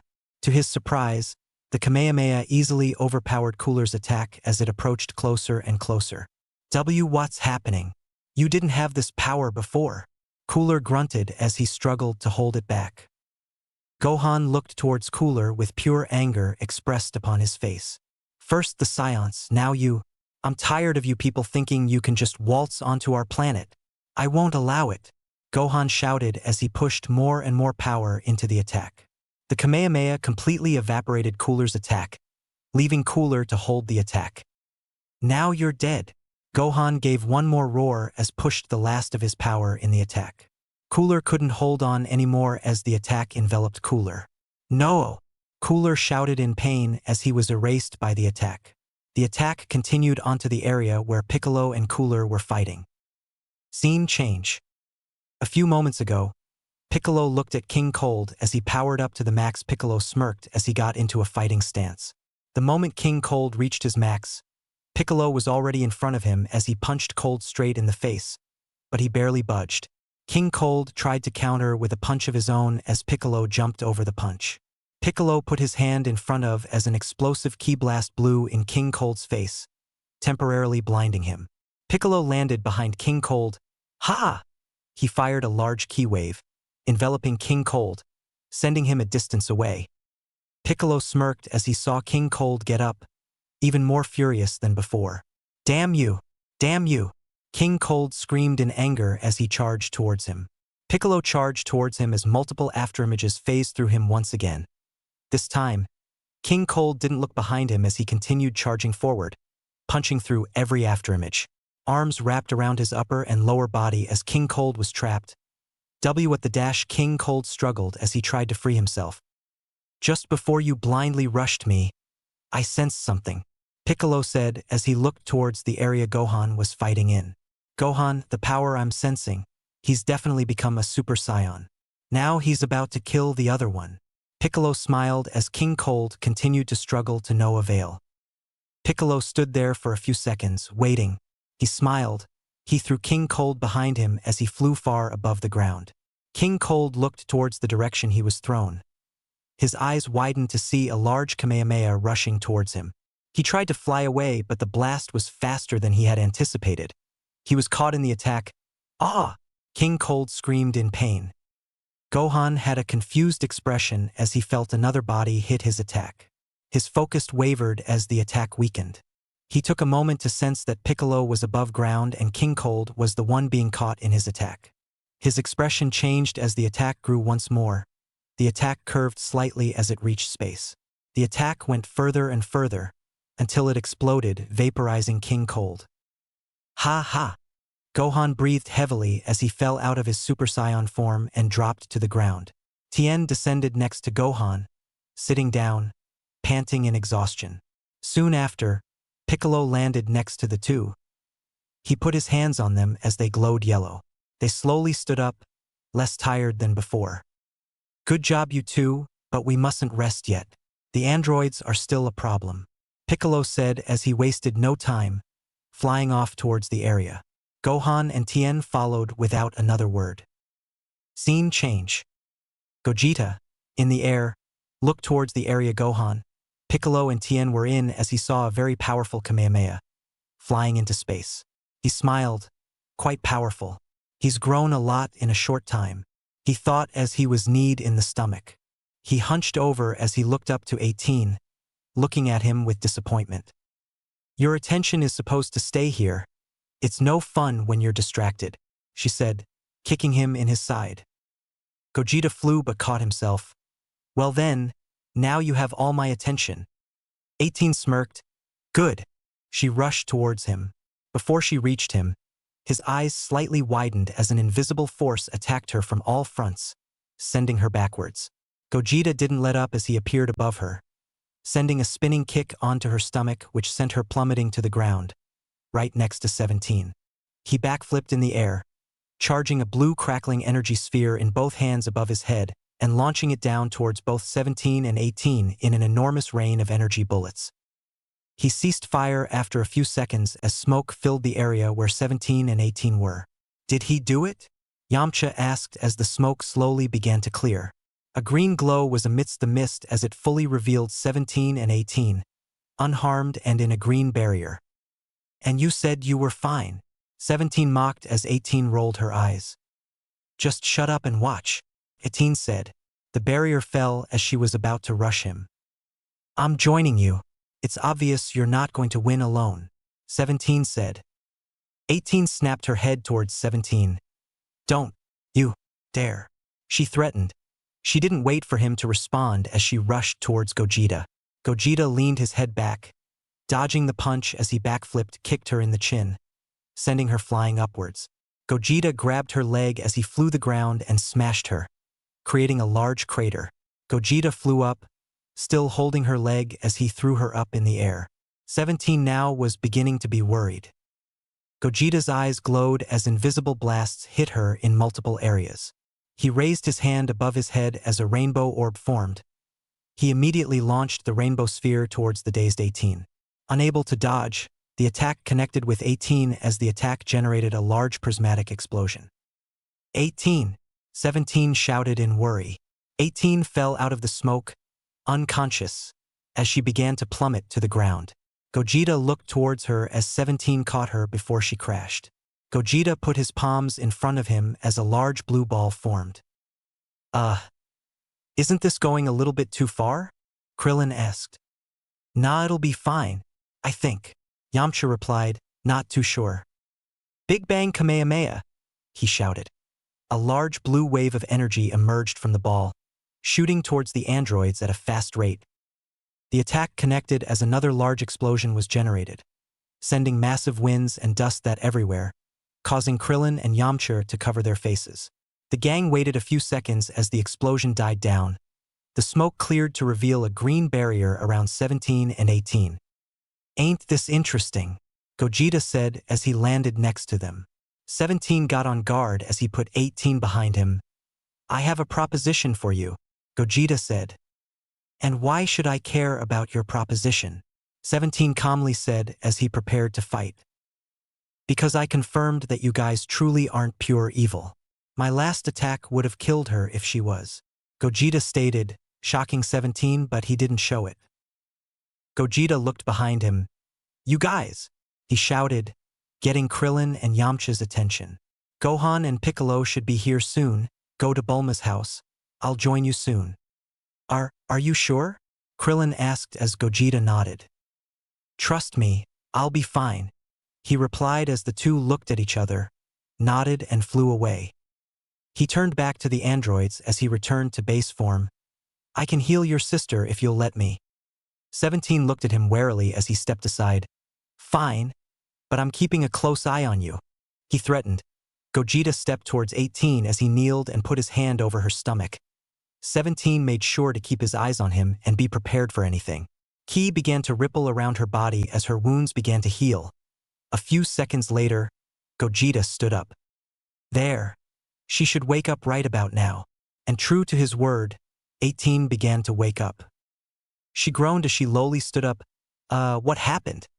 She asked as she saw Gogeta. She instantly got on guard as she jumped back. She was confused to see her brother next to her enemy. 17, what are you doing? 17 sighed. He said he has a preposition for us. He healed you, so I thought I'd hear him out. He replied. 17, you know I trust you, but are you sure about this? He nodded as she relaxed and walked towards them. Fine, guess I'll hear you out. Gogeta grinned. Great, now, I'm sure number 20 implemented within you the information of my fusing correct. They nodded. Well, it seems like the spy cameras didn't get the person who did this. I'll be honest, even I don't know the person, but I'm planning to find him. Soon. I'll go into space to look for him and I want your help, Gogeta stated. But why us? We were enemies not even 5 minutes ago, 18 said. I know, but you two did say you're doing things for fun, right? Well, I'm offering you to join me on an adventure in space? Surely that's more fun than terrorizing the planet, he explained. The androids looked at each other, as if communicating. Not like we have anything better to do, 18 said as 17 nodded. Fine, we'll take you up on that, but don't think this makes us friends. We're just looking for our own fun, 17 stated. That's all I needed. Let's go. The others should be near Bulma's by now, he said as he flew off. The androids looked at each other. Think we're making the right choice? 18 asks. It was either this or dying. We really didn't have much of a choice, 17 answered. TCH. Just like we didn't have a choice with 20, she said bitterly. He's different from 20. I doubt he'd force us to do anything, he said. I hope you're right. They flew off, joining Gogeta as they head to Bulma's house. Scene change. What's going on here? Asked the voice of Trunks, who had returned to see what had changed. As he landed, he was surprised to sense everyone at Corpuscle Corp, and with confusion, he flew to see what was happening. Absolutely nothing could prepare him to the sight he saw there. Not only was the whole crew there having a feast, but also 17 and 18. Gogeta looked behind him, seeing Trunks as he smiled. "Hey Trunks, look at our two new friends here," he said, putting his arms around the two androids. 18 rolled her eyes. "We're not friends? Didn't we just discuss this?" Yeah, that's how they all start out. "Anyway, Trunks, I have something to show you," he said as he walked over to Bulma, beckoning Trunks to follow. He followed as he looked towards the androids, still not believing the androids were actually being civil and not mass destruction machines. Bulma was having a conversation with Chi-Chi, both Trunks and Goten sleeping in their arms. Their conversation came to a halt as they saw Gogeta and Trunks approaching them. Bulma, seeing the two, waved at them as she out a finger on her mouth, also pointing at the sleeping children. "Hey dear, how are the children doing?" Gogeta whispered. "You know how they are, angels when they're sleeping but demons when awake," she said with a smile. Gogeta stepped aside as he pointed towards Trunks. "I'd like you three to officially meet. This is Trunks, our son from the future," Gogeta introduced. The two fell silent, shocked. They looked between at the younger and the older Trunks, now seeing the similarities. Bulma stood up as she walked towards Trunks with baby Trunks in tow. "I see. I guess it makes sense now. Seems like my little Trunks turns out to be quite the handsome man," she giddily said. Yeah, it's nice to meet you," Trunks awkwardly said, not exactly sure how to process the situation, although he was happy that he was born in this timeline. Although he did see something else that was interesting. "Oh, and I'd like you to meet my other kid, little Goten here," Gogeta said. Trunks was, once again, bewildered. "Both of them are yours?" he asked. "I did tell you I'm going to see if you'd be born. Chi-Chi just happens to be caught in the crossfire," Gogeta said, a little bashful. Trunks didn't even know how to respond to that. "I'd like to know, was Goten born in your time?" Gogeta asked. Trunks nodded. "But in my timeline, I'm a bit older than him. About him, he loves to fight surprisingly. He's almost like Goku, just has a bit more life skills. He also loves to help others. Overall, he's a good kid. A child any mother would be lucky to have." Chi-Chi smiled. She was happy to know how her child would turn out to be such a lovely young man. "So many changes. It's interesting, really. Well, we can truly conclude that these timelines are absolutely nothing alike, if me existing wasn't an indication in the first place," Gogeta said as Trunks nodded. "You can go meet the others. I need to talk to Bulma and Chi-Chi here about something." Trunks nodded as he went to see the rest. "Quite interesting, don't you think?" Gogeta said as Bulma and Chi-Chi nodded. "At least we know our babies will turn out," Chi-Chi said excitedly. Gogeta hugged the two, being careful to not wake up the children. "With mothers like you two, it's not that much of a surprise." The three stood in silence for a moment, taking in the moment. "Anyway, for the real reason I'm here, Bulma, I'm going to need the spaceship again." Bulma raised her eyebrow. "You want to go to space?" she asked. Gogeta nodded. "I've taken care of Frieza and his family, and the androids are not a threat anymore. It's time to go find the person who fused us, and I'm taking those two with me," he said, pointing at the androids. "Speaking of the androids, I heard a few talks saying those two are the ones you're supposed to be fighting. So why are you going in space together?" Bulma asked. "To be honest, they're not all that bad. They were turned into androids unwillingly, and now all they want to do is to have fun. They even killed the guy who turned them, so that's how I know they won't exactly try to kill me if I offer them more fun than fighting me. Which is why we're going to space," he explained. "I see, very well then. I'll look it over and make sure everything's fine. Give me a week or so." "A week? Isn't that a bit too long to check up a perfectly working ship?" Bulma rolled her eyes. "Of course not. It'll take me a few hours at best. But we are going to spend time together as a family for the next week. It's non-negotiable." Gogeta shook his head with a smile, knowing he wasn't going to win this one. Fine, I'll let them know." He was about to leave, but Bulma grabbed his shoulder. She leaned into his ear. "Between us, that girl you're going with is kind of hot. I'll be really grateful if you can bring her into our bed," she whispered, but loud enough for Chi-Chi to hear. Chi-Chi slightly blushed and Gogeta was not surprised. He smiled as he walked over to the two androids. "Aren't the two of us enough? You have to bring in another girl," Chi-Chi asked. "I'd say the more the merrier. Plus dealing with a Scion's energy is a bit too much for me," Bulma answered. Chi-Chi shrugged her shoulder. She couldn't disagree with that. With Gogeta, he walked over to 17 and 18, who were talking by themselves as most were a little hesitant in approaching them. "You," Gogeta greeted. "So?" 17 asked. "1 week from now, we're heading to space," he responded. "For now, you can live with us. You know, for someone who was our enemy, you're quite hospitable," 18 said. "I can kind of relate with you guys," he said, causing the androids to raise their eyebrow in confusion. "Don't get me wrong, I love who I am now, but I didn't exactly ask to be fused." The two nodded in understanding. "Anyway, come, I'll show you to your rooms," he said as he left, the two androids following behind him. Scene change. A woman walked on a plain field, the exact area where Gogeta fought the androids. She held out her hand as a barely visible bug landed on her hand. She took out a small case and opened it as the bug went inside the case. She closed it and put it back in her pocket. "Gogeta, you've grown quite strong. I won't make the same mistake as my foolish husband did. Bastard deserved to die, but I'll wait until I gather enough data. And then we shall meet," she monologued with a smirk as she turned and walked away. 1 week after the Earth was saved from the androids. It was a relaxing week as Gogeta had been spending the week with his family as the spaceship was being prepared. Gogeta, Gohan, Chi-Chi and Bulma were at a remote beach house owned by Capsule Corporation. Chi-Chi and Bulma laid down on beach chairs as Gogeta and Gohan were lightly sparring in the air, faster than the two can see. Besides Bulma was a crib that held a 1-year-old Trunks, and similarly, next to Chi-Chi was a crib that held a 1-year-old Goten. The two kids looked excited as they looked at the two sparring, seemingly managing to follow their movements. Chi-Chi raised her sunglasses as she looked towards Gogeta and Gohan. "Even on a family vacation, they can't help it, huh?" she said with a smile.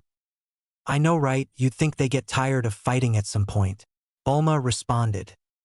"Even 1-year-old Scions seem interested in fighting," Chi-Chi said as she stood up to pick up Goten, seeing him looking at the two in awe and excitement. Bulma looked towards Trunks to see him look as awed as Goten. "Guess it's the fate of those of Scion blood." With Gohan and Gogeta, the two clashed, making sure not to make too much of a ruckus. The two stood a bit aways from one another. "Come on, Gohan. I'm going to space and I need to ensure that the Earth is safe in your hands," Gogeta said as he took up a fighting stance. Gohan did the same as the two rushed towards each other. With Bulma and Chi-Chi, they were playing with their kids when a voice was heard behind them. "Are they really training again?" the voice said. The two looked behind them to see 17 and 18, each in their beachwear. Bulma put down Trunks as she walked towards them. "I'm glad you could join us today. And 18, your bikini looks quite breathtaking," she said excitedly. 17 quickly lost interest in the conversation. "Unfortunately, complimenting each other isn't my strong suit. I'll go join those two over there," he said. 18 rolled her eyes as he flew away. 18 joined the two women as they relaxed on the beach, sounds of the waves and clashing filling the area. 17 flew up to Gohan and Gogeta as they ceased their fighting when 17 arrived. "Oh, 17, you actually joining us today?" Gogeta asked. "I might as well. If we aren't going to space yet, I guess this is the next best option." "Mind if I join you?" 17 responded. "Not at all. What do you think, Gohan? A little 3-person free for all spar?" he asked as Gohan nodded. The three wasted no time as they begun the fight. Scene change. A day later, they all had returned to Capsule Corp. They had enjoyed their family vacation and now it was time to leave. During the week, Dr. Briefs had made sure the spaceship was in working order and most importantly, there was a perfectly working sound system. The group quickly went back to their daily tasks as Gogeta, 17 and 18 prepared to leave. The three were in the lab, joined by Gogeta's family as they were saying their goodbyes. "Travel safe, okay?" Make sure you eat well every day and come back home as soon as you can, Chi-Chi said. Bulma put her arm around Chi-Chi. Don't worry so much. They'll be fine, she said as she looked at Gogeta, and whispered, you better be fine. You didn't knock us up just to die. Gogeta smiled. He hugged the two of them. Don't worry, I'll be back before you know it, he assured. They broke the hug as Gogeta walked over to Gohan. He kneeled to Gohan's height as he held out his fist. Take care of things here for me, okay? He said with a smile. Gohan held his fist as he fist bumped him. He smiled. I'll do my best. That's all I can ask for. He stood up, walking towards the spaceship. The spaceship door opened as Gogeta, 17 and 18 entered. The door closed as Gogeta went to the main control panel. He clicked a few buttons as the spaceship started. The roof of the lab opened up as the spaceship began to float out of it. Gogeta waved by as they all waved back. The spaceship floated out of the lab and with tremendous speed, it shot out of the earth, quickly becoming going out of sight. Trunks and Goten's cries were heard, their sleep being disrupted by the spaceship's launch. I'll get them, Chi-Chi said as she left, being followed by Gohan and Bulma. Scene change. And we are out, Gogeta proclaimed. The ship was already out of Earth's atmosphere, on course to a planet Vegeta had once visited. Finally, and where will we be going exactly? 18 asked. There's a planet that's basically a spaceship refueling station. You can chill in a bar while I ask around for that guy, just try not to cause too much trouble, he explained. Anyway, there are a few rooms in here, you'll choose whichever you want. I'll be training in the meantime. The twins nodded as they went to select their rooms. Gogeta sat down in the middle of the ship and began to meditate. A few minutes later, 18 stepped out of her room as she saw Gogeta, cross-legged, eyes closed. She walked over to him as she sat down in front of him. Hearing her sit down in front of him, he opened his eyes. Need anything? He asked. It's still hard to believe, you know. Enemies one day, then you're taking us on family vacations and taking us to space with you. All in the span of 1 week, there must be a catch, she stated. Gogeta shook her head. I've been as honest with you as I could be, no other motives. Your wanting of a fun fight just happens to align with my wanting of a little space adventure to look for someone. Plus, I sensed no malicious intent within the both of you, so I thought, why not? It's as simple as that, really, Gogeta explained. If I had sensed any true malicious intent within you, you would be dead, he said, completely serious. 18 didn't show it, but she was a little scared by his last sentence. Whatever, what are you doing? Meditating. She raised her eyebrow. Meditation? What's the good in that? It helps keep a calm state of mind, improves my level of concentration and calms my anger. It's useless fighting when you can't even think clearly. He stopped for a second as he smiled. Hey, why don't you join me? 18 raised her eyebrow. Join you? Meditation isn't for me. Come on, meditation is for everyone. Plus, I saw you get agitated when I was beating you. Such things can become the difference between life and death. 18 took a second as she sighed. Fine, whatever, she said. She sat down and joined Gogeta in the lotus position as she closed her eyes. What now? Gogeta closed his eyes. Just calm your mind. Enter a deep state of concentration. The room was silent as the two meditated. Though 18 had a bit of trouble keeping her mind calm, she persevered through. The sounds of a door opening was heard as 17 stepped out. He saw 18 and Gogeta meditating as he raised his eyebrow. Would you look at them getting along? Scene change. 1 week has passed since the departure from Earth. During that week, with the help of the androids, Gogeta has come to a new hypothesis. What if there are forms above Super Saiyan?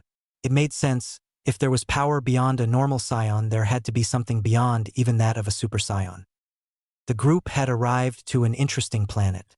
A planet not too far from the Milky Way. It was a pit stop-like planet where space travelers can take a small rest and stock up on supplies. There was even a small restaurant for those who wanted to indulge a little.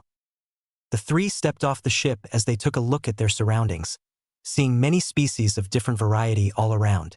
Some were entering and exiting the restaurant, some were refueling their ships, and some were restocking. And why exactly are we here? 18 asked. Information. He pointed at the restaurant. There's a small bar in that restaurant over there, and the bartenders usually have an unusual amount of information. I'm hoping he may have something we may be looking for. 17 stretched. I'm just glad to be out of that ship. Being confined is not exactly my forte. Anyway, you guys can hit the bar. I'll join you in a minute. I have a few supplies to get. Gogeta said. The androids nodded as they went their separate ways. With the androids, the two walked into the restaurant as they looked around. Not bad, he said. He walked to a table with 18 following as they sat down. You know, it's more obvious than you realize, 17 said. 18 raised her eyebrow. What? The fact that you like Gogeta, he responded. What are you on about? She said dismissively. Don't give me that. I'm your twin brother. I know you better than anyone else.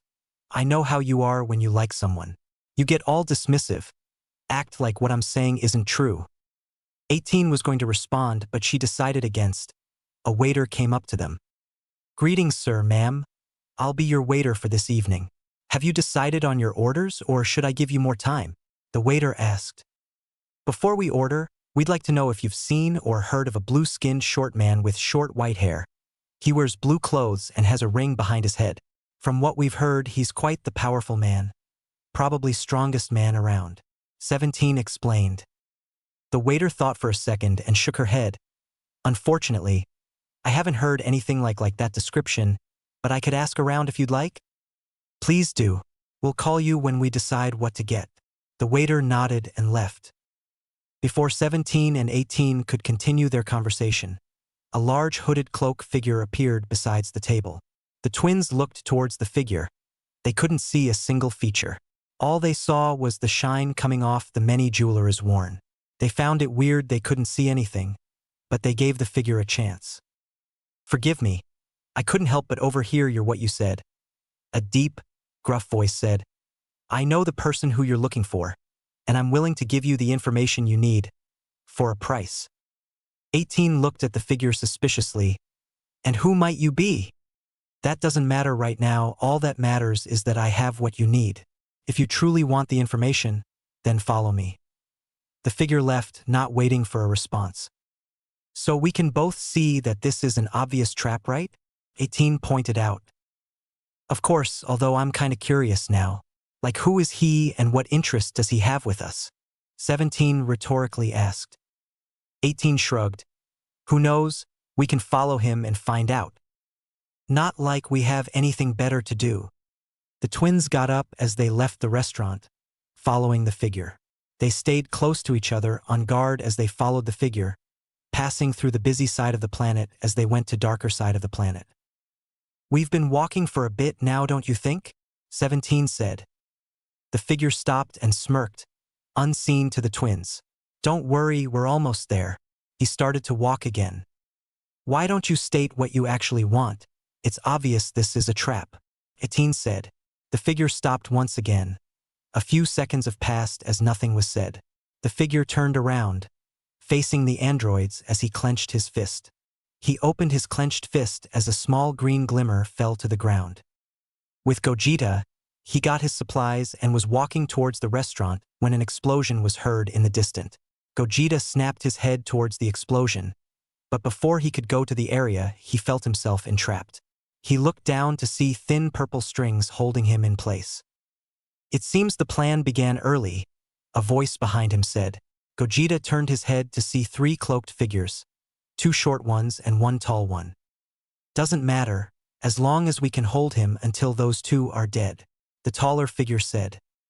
Gogeta found himself entrapped within the purple strings, looking behind to see 2 short and 1 tall figure.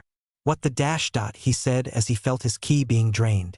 He felt another powerful ki signature in front of him as he looked at its direction. He saw an orange-haired man with a sword, and unlike the others, he wasn't wearing a cloak. He walked slowly towards Gogeta as he unsheathed his sword and placed it towards his neck. Quite the unfortunate circumstance you found yourself in, he smirked. Who are you guys? Gogeta struggled.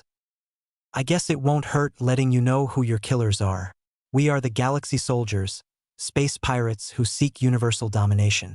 We were almost sealed by those wretched Kais, but we managed to escape. We've laid low until not long ago we heard of you killing Frisia. It was then we decided to follow and kill you. The man explained, I am Goku. Behind you are Baido, Bujin and Zongya. And our leader Bojack is off killing your two friends. Gogeta smirked. Well, that certainly made it easy. Hiya! He shouted as a large aura surrounded him. Goku saw this and tried to cut his throat, but the blade wouldn't budge past it. Gogeta's hair turned yellow as his power exploded. The strings around his were torn to shreds as winds flowed so fast that Goku was sent stumbling back and the cloaks off the other three were torn away, revealing them. Gogeta's aura calmed down as he looked around. He smiled as he flew away towards the androids and Bojack. The four quickly gained their bearings as they followed him. Scene change. The twins stood, smoke covering them as Bojack tried to sneak attack them. They expected this and 17 was able to form a barrier around them. The smoke cleared a few seconds later as the two saw Bojack, out of his cloak, prepared to attack. You need to work on your sneak attacks. I saw that one coming from the restaurant, 17 said. Doesn't matter, the outcome stays the same, exclaimed Bojack as he rushed towards the two. They prepared to defend themselves, but before Bojack could reach them, he was sent flying by a punch to the face. The two looked to see Gogeta landing next to them. Hey there, so you know what's going on? Asked 17. Space pirates wants to kill us. Leader over there, for henchman behind me. He quickly explained. Bojack regained his balance and his henchman appeared before him. I see you failed to kill him, he grunted, clearly unhappy. Sorry boss, he was stronger than we thought. He managed to break our psycho strings by powering up, Baido said. Humph. I'll take care of him then, you guys take on the other two, Bojack said as he rushed towards Gogeta. Gogeta didn't want to fight on this planet because there were people here. He quickly sensed around and sensed a nearby planet which was barren. He smiled and he weaved to the side, dodging his attack as he grabbed Bojack's extended arm and launched him to the other planet. The power in which Bojack was launched was so great that he caused a massive crater in the planet as he landed, dazing him for a moment. Gogeta looked towards the androids. Bring them to that planet, no life to risk, he said as he flew to the planet. The androids followed him with the rest following them. Gogeta reached Bojack in less than a second as he gut-punched him, causing the crater to enlarge. He front-flipped as he stomped on Bojack. He kicked his chin as he back-flipped high into the air and put his hands above his head, a blue energy crackling between them. He sent the blast downwards as an enormous rain of blue energy bullets pelted Bojack. The attack ceased as Gogeta descended to the ground. He waited a moment as the smoke around Bojack began to disperse. The air around Bojack began to pick up as the smoke cleared to reveal a powering-up Bojack. His skin turned green as his hair turned red. Gogeta could feel the massive increase in his power. Bojack was slightly above him. His heart began to race as he took up a fighting stance, sporting a smirk on his face. He was excited. Scene change. The androids landed on the planet a second after Gogeta. The henchmen were not far behind as they landed a small distance away from the two. 17 and 18 wasted no time as they rushed towards group. 17 ducked a punch from Baido as he punched Bujin in the stomach. Zongya went to knee 17 but she was tripped by 18. 18 grabbed Baido's outstretched hand as she judo threw him, smashing him on top of Zongya. Goku kicked 18 on her side, slightly sending her back as he unsheathed his sword and swung towards 17's head. 17 ducked but Bujin managed to punch him in the stomach, causing him to hunch over. With 18, when she was sent back she was quickly ganged up on by Baido and Zongya, who got up just as she was kicked by Goku. She managed to fend off both of their attacks as the twins were separated. 17 facing Goku and Bujin, 18 facing Zongya and Baido. 18 dodged a jab from Baido as she elbowed him in the stomach. She looked at Zongya as a ki was shot from her eyes, striking Zongya and causing her to stumble back. Baido grabbed her arm as 18 was also shot with a beam on her shoulder. She looked up to see Zongya, with her finger outstretched. Baido took the second of her distraction to take hold of her other arm as he held her arms behind her back. Zongya smiled as she began to pelt 18 with multiple beams. Purple threads were released from her fingers as they ensnared 18. Bido jumped back as he outstretched his arms. Small red energy orbs appeared on each of his fingers and shot towards 18. An explosion occurred as the strings were broken. The two didn't want to relent their assault, so they outstretched their arms once again as large energy orbs formed in front of them. An energy beam was shot towards 18 from both sides. The beams collided as a larger explosion materialized. The two stood there waiting as smoke filled the area. Zongya felt a tap on her shoulder.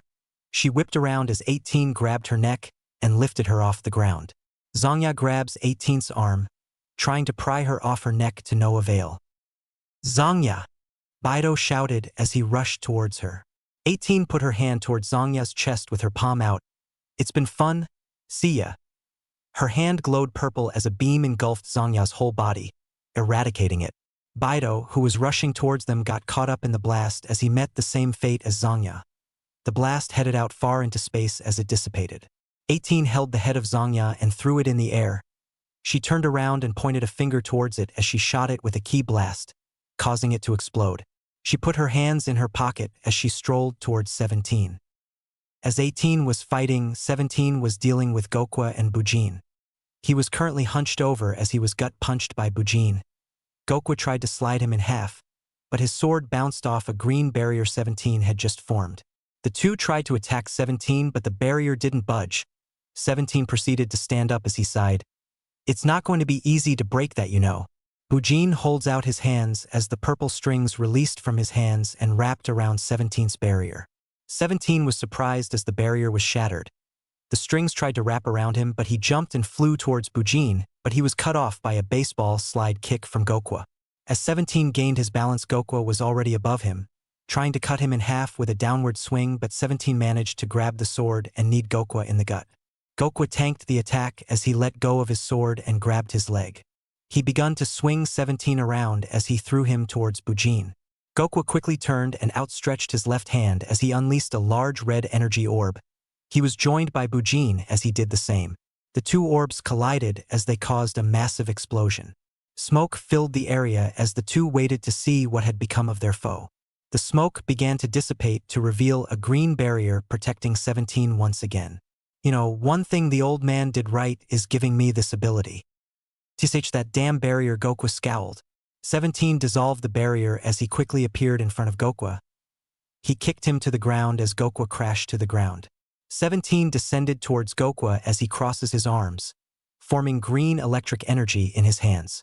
He reeled his arms back and smirks as he throws the attack behind him, catching Vegeta, who was rushing to attack 17.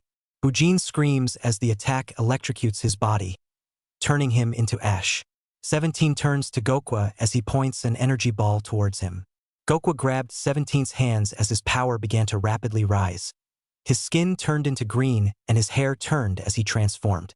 His grip on 17's hand increased. 17 was unable to remove it. He stood up and stared 17 in the eye with an anger-filled expression, his hand still gripping 17's. Before the android knew it, Goku had punched 17 in the face, sending him flying back. 17 crashed onto the ground as he rolled for a few seconds before coming to a stop. He groggily got as he heard footsteps behind him. He turned to see 18, nonchalantly walking towards him. "Having trouble?" she asked. "He's a little stronger than I thought," 17 said. Goku came rushing towards the two as a force of ki released from 18's eyes, attacking Goku front all sides, sending him back a bit. 17 looked at her with her eyebrows raised. "New move. Little something I picked up. I'm going to help you to finish this quickly," she said. "If I was like you, I'd be whining and threatening you to not help. But as the best twin in the world, I'll let you be," 17 said as 18 rolled her eyes. "Whatever, he's coming," she said as Goku rushed towards the two. Goku tried to punch 17 but was interrupted by a haymaker from 18. It was then where the androids began their relentless assault. Multiple punches and kick from all angles. Goku didn't even have a chance to fight back. He couldn't predict where the next punch will come from. It seemed they attack in an unsynchronized way. A few seconds of this assault continued as they suddenly began synchronize, their attacks now striking at the same time and with the same power. They spun around and kneed him in the stomach. They backflip kicked him, sending him sailing in the air. They disappeared as they reappeared adjacent to him, each twin on the opposite side, but 18 was upside down. They held out their hands as they fried key beams which connected, sending him sailing back down. Goku cratered the ground with a groan as the twins looked down on him. They pointed their hands downwards as they released a barrage of ki blasts. Goku could do nothing and watch as he was pelted with a never-ending rain of ki. They continued the assault for a few seconds before they ceased fire. They slowly descended as they landed next to the dead body of Goku. Well, that was fun. Guess this little adventure wasn't for nothing, 18 said. True. I guess we should go check on him, 17 suggested. 18 nodded as they began to walk towards the fight. So should I expect to be an uncle to half-scion kids anytime soon? 18 whipped her head towards his direction, glaring at him. You're insufferable, you know that? Doesn't make me wrong. Those wives of his seem kinky enough to let you join in. You know, you seem oddly unfazed at the possibility of your twin sister having a relationship with a man who already has 2 wives and 3 kids, 18 pointed out. 17 shrugged. When you're able to destroy planets with ease, not many things faze you. Plus, if there's anyone I'd allow you to be with, he's the only one. Seems like you're warming up to him too. Also, why are you making it seem like it's your choice? It isn't, but I can scare them off, he said with a smirk. 18 rolled her eyes. Don't be so dramatic. I think I'm capable of choosing the correct partner for myself. 17 shrugged once again as they arrived to the battle between Gogeta and Bojack. Gogeta took up a fighting stance, waiting for Bojack to make the first move. He didn't have to wait long as Bojack rushed towards him. Gogeta took a deep breath as he calmed down. He knew Bojack was stronger, so he had to outsmart him. He dodged Bojack's punch, but a knee kneed him in the stomach, hunching him over. Bojack reeled his arms above his head, sending a double axe handle to Gogeta's head. Gogeta managed to dodge the attack as he put his hand near Bojack's face, a key ball forming in his hand. The ball exploded, causing Bojack to stumble back. Gogeta placed a bunch of tiny key balls on the ground and jumped back. As he did, the area exploded with Bojack at the center of it. He landed, but he quickly ducked, barely evading a green blast. He jumped up, dodging an incoming Bojack who raised his up towards Gogeta and sent a bunch of small green blasts towards him. Gogeta's eyes flared a ki blast as it collided with the blasts, causing a large explosion. But as he did that, Bojack was already behind him, upside down with a blast between his hands. Gogeta couldn't dodge and he was sent cratering to the ground, with the blast exploding just as he hit the ground. Bojack descended as he looked at the smoke. He outstretched his arm, sending a large ki orb where Gogeta landed. Gogeta jumped up out the smoke, narrowly dodging the explosion the blast had caused. I'll end up losing like this. He's stronger than he had thought, but one full-powered Big Bang Kamehameha should be able to kill him. He rushed towards Bojack as he sent a left hook towards him, to which Bojack dodged, but his eyes flared as a blast of ki hit Bojack in the face. Bojack launched a right hook towards Gogeta, but he predicted this and put a ball of ki in front of Bojack, halting his punch. Suddenly, multiple clones surrounded Bojack, all holding a ki ball in front of them. The balls expanded as Gogeta jumped, a massive explosion occurring just as he did. He knew it wouldn't do much to him, but he hoped to anger him instead. Enough! The smoke dispersed harshly to reveal Bojack charging up a large green energy ball in front of him. He spread out his arms as the ki ball split between his arms. Gogeta felt the immense power in the attack and knew this was it, the opening he needed. He brings his arms to his side and moves them forward. A massive orb appeared in front of him, the biggest and most powerful Big Bang he'd ever produced. Just as this happened, 17 and 18 appeared on the scene, seeing the two charging their attacks. Seems like things are getting heated, huh? 17 said as 18 nodded. 100 times Big Bang, Gogeta said. This is the end, Bojack shouted as he launched the two massive orbs. Gogeta smirked. He disappeared and reappeared right behind Bojack. Kamehameha, he shouted. Bojack was stunned, not even having time to think as the wave quickly engulfed him, sending him off the planet as it turned him into nothing. The blast was so powerful it was felt throughout galaxies. The blast eventually dissipated as he reverted to base. Gogeta heavily panted and fell to the ground.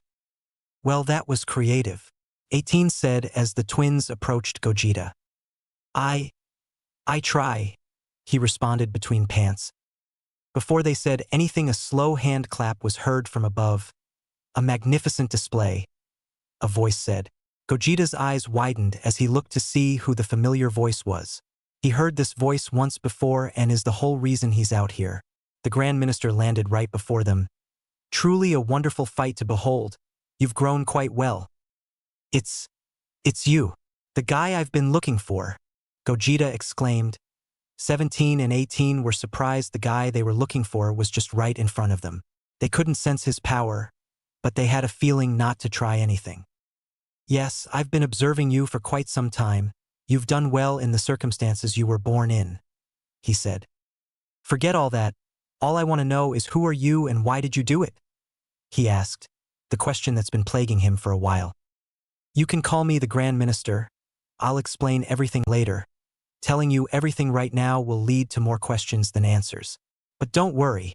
In a few years, you'll have special visitors that'll get you started on your ascend. The minister explained. Gogeta was more confused than ever. Ascend? What are you taking about? Everything will be explained in time. For now, continue training. Enjoy the life you have. Train and be prepared for the future. For there will be many challenges you and your companions will encounter. So be ready, you're my perfect creation and I expect to see you ascend quickly with the gifts I have bestowed upon you, he said as he began to float up. Also, you won't find me in this universe, so your search is pointless. I live in a place inaccessible to you at the moment, but as I said, don't worry. Keep doing what you do best and we will meet again.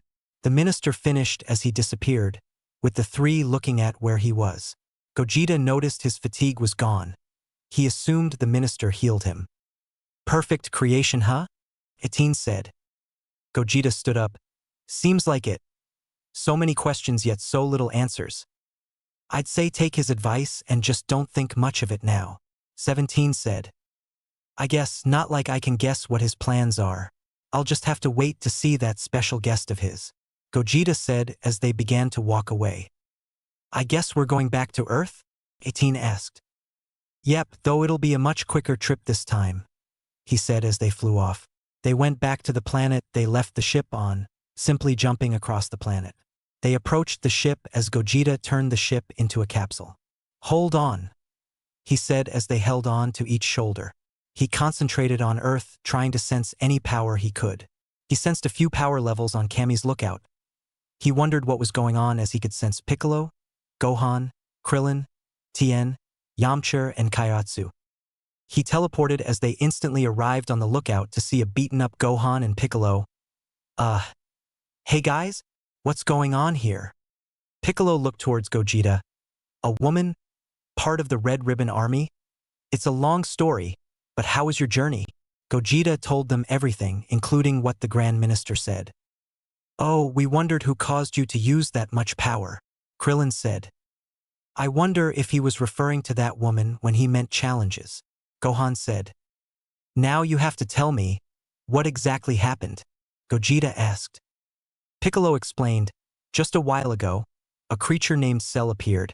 He said he came from a different timeline, and his mission was to absorb the androids to become perfect. Weird thing is he had everyone's ki, mine, Gohan, Goku, Vegeta, Frieza, King Cold, all of it. The androids shivered at the thought of being absorbed. He tried to escape, but Gohan arrived in time to stop him, and with the both of us, he was light work.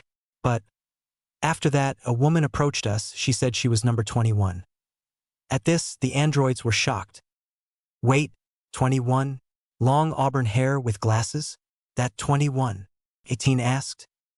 Yes. You know her? Piccolo asked. Not really, but when we were activated, we saw a bit of information on her. Her name is Vomi and she's the wife of Jero. Or was. 17 said. I'm guessing she became mechanical like Jero? Or maybe she's a different story. All I know is she's supposed to be dead, but it seems she's alive, said 18. Whatever the case is, she's strong, very strong. In fact, she could have killed us, but she said she's waiting for us to grow even stronger so she can fully enjoy absorbing us. Her key signature was like Cell in a way where it felt similar to all of ours except it had yours instead of Goku and Vegeta. He explained, looking at Gogeta. Gogeta and the androids listened as they were caught up to speed. Guess challenges didn't take that long to find us, huh? 18 said. Not even an hour. 17 said. I guess we just have to wait, huh? Well, it gives us time to train, Gogeta said as the group nodded. They separated, with each going through their own specific methods of training. Gogeta and Gohan returned home with 18 following them. 17 said he wanted to explore the world a bit. Piccolo stayed on the lookout, having an idea on how to train for this new enemy. The humans had Kami make an exception for them to train in the afterlife, and after hearing about the new threat, King Yema allowed it. And with that, the Z fighters went to train, preparing for the powerful new foe they had encountered. But will the new foe be their next greatest challenge? 7 years have passed since the appearance of number 21, and the crew have been preparing ever since, namely Gogeta, Gohan, Piccolo, 17, 18, and Tien. Krillin, Yamcha, and Kairatsu have officially retired from fighting. In the massive backyard of Capsule Corporation, shockwaves shook the ground as 3 individuals. They flew around the area, around a barrier that prevented damage to the surrounding area. Bulma stepped out, only seeing blurs. She sighed. Should have made it soundproof. In the barrier, Gogeta was sparring with 2 young boys. Both boys had yellow hair, one wore an orange Turtle School GI and looked exactly like a Kid Goku, the other wore a dark green GI and looked like a Kid Trunks. The 2 were Trunks and Goten, now 8-year-olds and already in Super Saiyan. Gogeta had been dodging for the past few minutes, promising them anything they wanted if they could land a hit on him in 5 minutes. 4 minutes and 59 seconds passed and nothing. After 5 minutes have passed, Gogeta grabbed Goten's punch and Trunks' kick and threw them to the ground. Before they crashed into barrier, the barrier was deactivated as they crashed into the ground. Oops, my bad, Bulma said under her breath. Gogeta descended to the ground. Better luck next time, Gogeta said with a smile. Goten and Trunks groaned as they got up. Damn it, almost had him that time, Trunks said. Boys, Bulma called out. The 3 looked up to her. Gohan is bringing a girl over, so do try to be presentable. Okay? Gogeta raised his eyebrow. Really? It's only been 2 weeks of school and he's already bringing girls over. Bulma giggled. Apparently, he's been going around saving people, using his Super Saiyan form to hide his identity and being called the Golden Warrior. Almost got caught, then came to me for a disguise called the Great Saiyaman, then got caught again. Gogeta smiled as he held a laugh in. Goten and Trunks had different reactions. Wow, Gohan is a superhero. That's so cool, Goten exclaimed. I know, right? We should definitely be superheroes.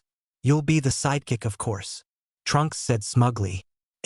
No, you're gonna be the sidekick, Goten responded. Enough. Gohan's bringing a girl over and I want everyone on their best behavior, Bulma said. We can definitely do that, the boys said with a grin. Bulma narrowed their eyes at them suspiciously.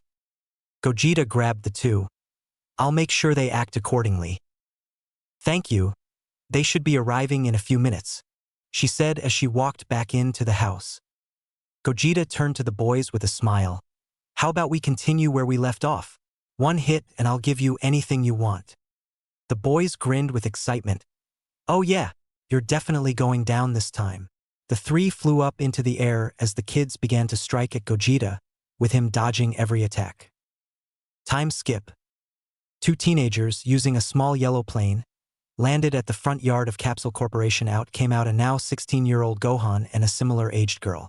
They stepped out as Gohan looked up to see Gogeta with Goten and Trunks. Oh, looks like they're training. Come on. He ran off. The girl was stunned as she wasn't expecting Gohan to live at Capsule Corporation, home to one of the richest women in the world, but she quickly shook her head as she went after Gohan. The 2 arrived into the backyard as Gohan shouted, Dad! Gohan had taken to calling Gogeta Dad over the years, as the 2 have bonded even more as the years went by. Gogeta had supported Gohan in whatever he wanted to do, even when Gohan contemplated quitting fighting to focus on his studies. Gogeta supported him, so with this, their bond increased dramatically. Gogeta had sensed Gohan before he had even arrived but stopped the fight as he heard himself being called. He held 2 punches from Goten and Trunks as he looked to the two. Sorry guys. Better luck next time. The two sulked as Gogeta turned from them. As he did, the two gained a mischievous smile. They managed to land 2 punches, one from each as they managed to make him slightly flinch. He looked behind him to see 2 grinning boys. Ha! That's 1 hit. Now you owe us, Trunks said. Gogeta shook his head but smiled. Fine, but for now, let's go see your brother, he said as they descended. Videl couldn't believe what she was seeing. 3 people just casually flying. And she was sure she saw the boy's hair turn from yellow to black. The 3 landed as Gohan spoke. Dad, meet Videl, my classmate.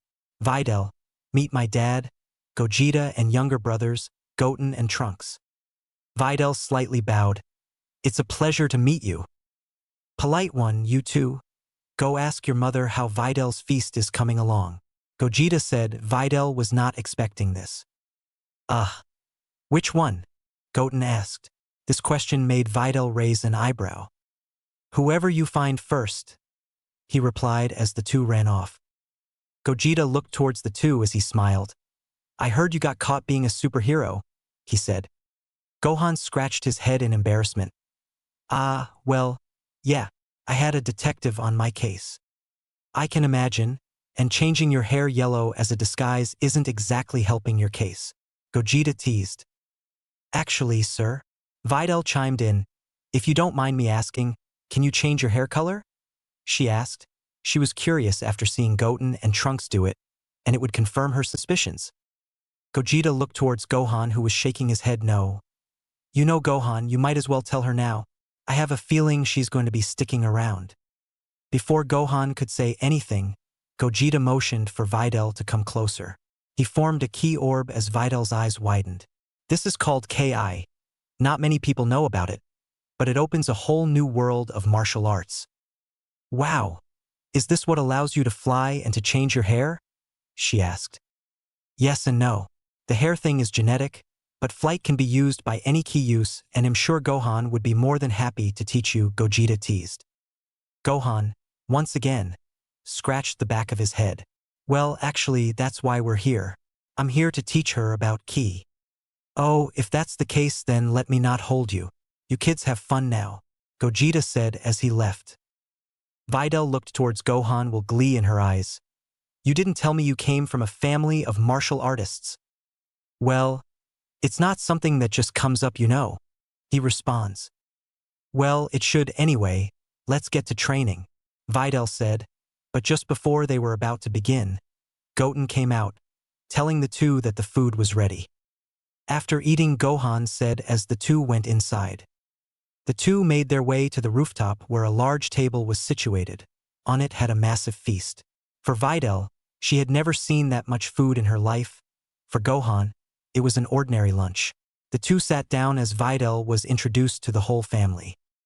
Well, you've already met my dad and 2 brothers. There's my mom, my aunts Bulma and 18, and my niece Sela, Gohan said. Videl bowed. It's a pleasure to meet you all. Oh, she's so cute, and polite too. Not to mention what a cute couple you 2 make, Chi-Chi ranted to the even blushing teenagers. Calm down, Chi-Chi, or else they'll be red-faced the entire time. Anyway, you 2, let's eat before the food gets cold, Bulma said as they sat down. Lunch was interesting for Videl. For one, the males and Sela probably ate more in a single sitting than she had her entire life. She was about to ask, but Chi-Chi told her, you get used to it. Another thing she had learned was that almost all of them were fighters, though some more than others. This gave her an idea. There's a martial arts tournament coming up soon. Maybe you guys can join, Videl said. I forgot about those. It could be fun, Gogeta said. What's the point? I don't think they're a challenge to be had anyway, Etin said. Maybe with normal people, but imagine me, you, Gohan, 17, Piccolo and Tien all in the tournament. It will definitely be fun like that, Gogeta said as 18 nodded. Sounds like we're in. When is it? Gogeta asked. A month from now, Videl responded. He nodded. Looks like we're going to a tournament. I'll tell the rest later, he said as they finished up lunch. Gohan and Videl went to train together as the rest went to spend some family time together. Unbeknownst to the Z-Fighters, 21 was not the only issue brewing, as deep underground, a being that even the gods feared was being prepared to make his return. High up in the sky, on a floating island, sat a green man, meditating as he usually does. He focused as he sensed and saw everyone on Earth, but something was wrong. There was a certain part of the Earth where it seemed like his senses were blocked from seeing what was happening. He decided to deal with it a bit later as he sensed a key signature locking onto him. He opened his eyes, and as he stood up, Gogeta appeared right next to him. "Sup, Kamikolo?" Piccolo scoffed. "I told you not to call me that. If it fits, it fits.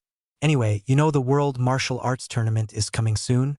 I was thinking we join it this time." That's mean leaving my duty here."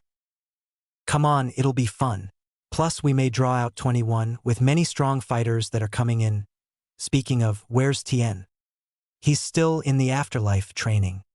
"Well then, call him up and let's all join. It'll be me, you, Gohan, Tien, 17 and 18. With how strong we got, there's no way 21 will resist." You make a good point, but there's another issue. When overseeing Earth, there's a small section where I can't sense anything. Someone is definitely using magic to block us."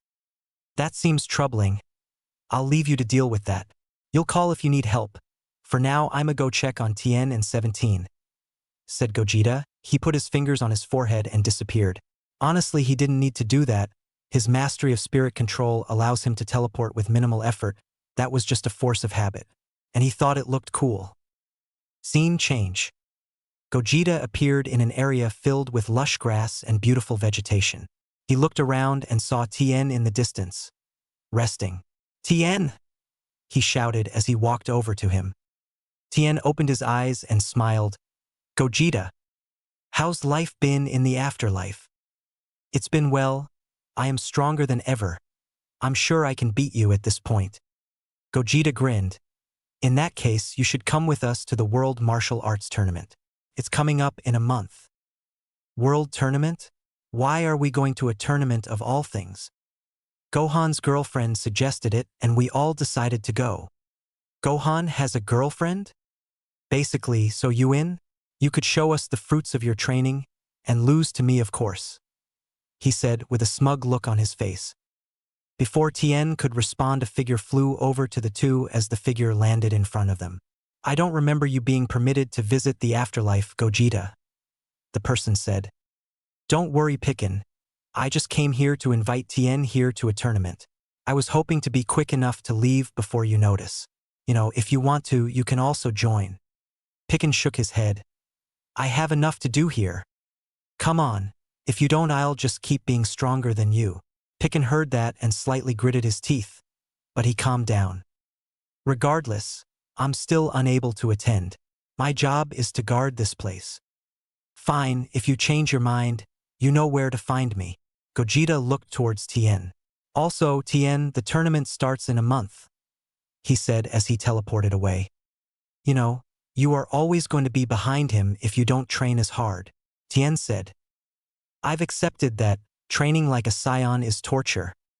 Tien smiled. "Heh, that I agree with. They are a warrior race for a reason." Tien had always tried to keep up with Gogeta, but the man simply grew faster than him. So Tien decided to train in a different manner, focusing on his ancestors' techniques. Picken turned to leave. "You'll tell me how the tournament goes," he simply said as he flew off.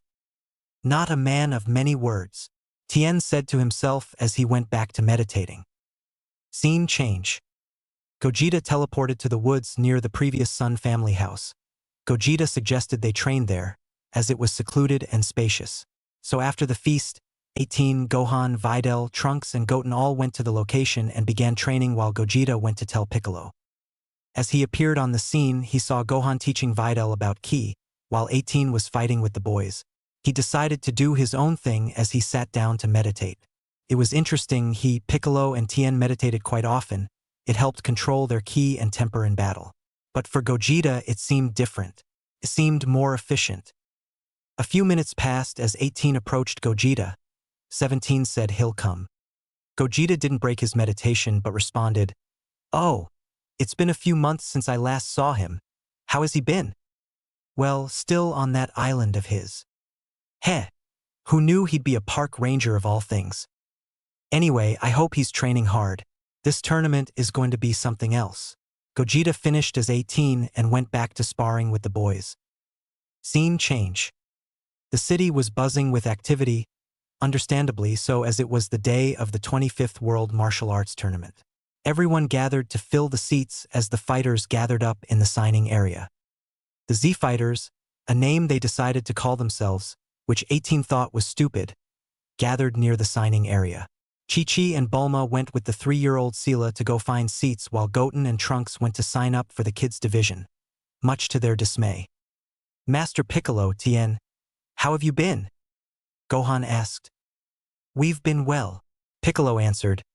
I hope you've been keeping up with your training. Gohan scratched the back of his head. Well, not as much as my dad, but I've been keeping up. How about you guys? Piccolo smirked. I'd say I have a few surprises. Piccolo's growth surprised even himself. Tien nodded. My training has proven quite fruitful. I look forward to showing it. Tien's training was special. Like Gogeta, he took advantage of his blood and decided to train in a way only he could. With Gogeta and 18, the pair were waiting patiently for 17. Well, at least Gogeta was. Of course he's late. No surprise there, 18 said. He's probably close, said Gogeta. An announcement announcing all the fighters to come sign up was heard. Anytime now. Before 18 could respond, a voice was heard behind them. I hope I'm on time. The two looked behind them to see. See, I told you, he said as 18 rolled her eyes. You're late, 18 said. I'd say I'm on time, seeing as you're still here, 17 responded. Whatever, they already called for us, and those 3 are already leaving, 18 said, seeing Gohan, Piccolo and Tien already heading to the sign-up station. The 3 also made their way to the sign-up station. So 17, how's life been? I know 18 won't ask, Gogeta asked, receiving a light jab from her. 17 smirked. Well, you aren't wrong. I've been well. Everything has been going well so far. How about yourself? The usual, training and making sure everyone is okay. And waiting for the Grand Minister's visitors, answered Gogeta. Oh yeah, I forgot about that. Now I'm curious who's going to come. Sometimes I think this is all just a ploy, 18 said. Sometimes I think so too, but I can only wait and train, just in case what he says it's true, Gogeta said. Whatever the case, we'll deal with that later. For now, let's just enjoy this tournament, 18 said. As they went to sign up, 2 figures were watching them from a distance. One large man and a much smaller one. Sire, are you sure they will be needed? The larger man asked. The smaller man nodded. Of course, the power of can feel from them. It'll definitely be needed. He said the 2 left to also sign up for the tournament.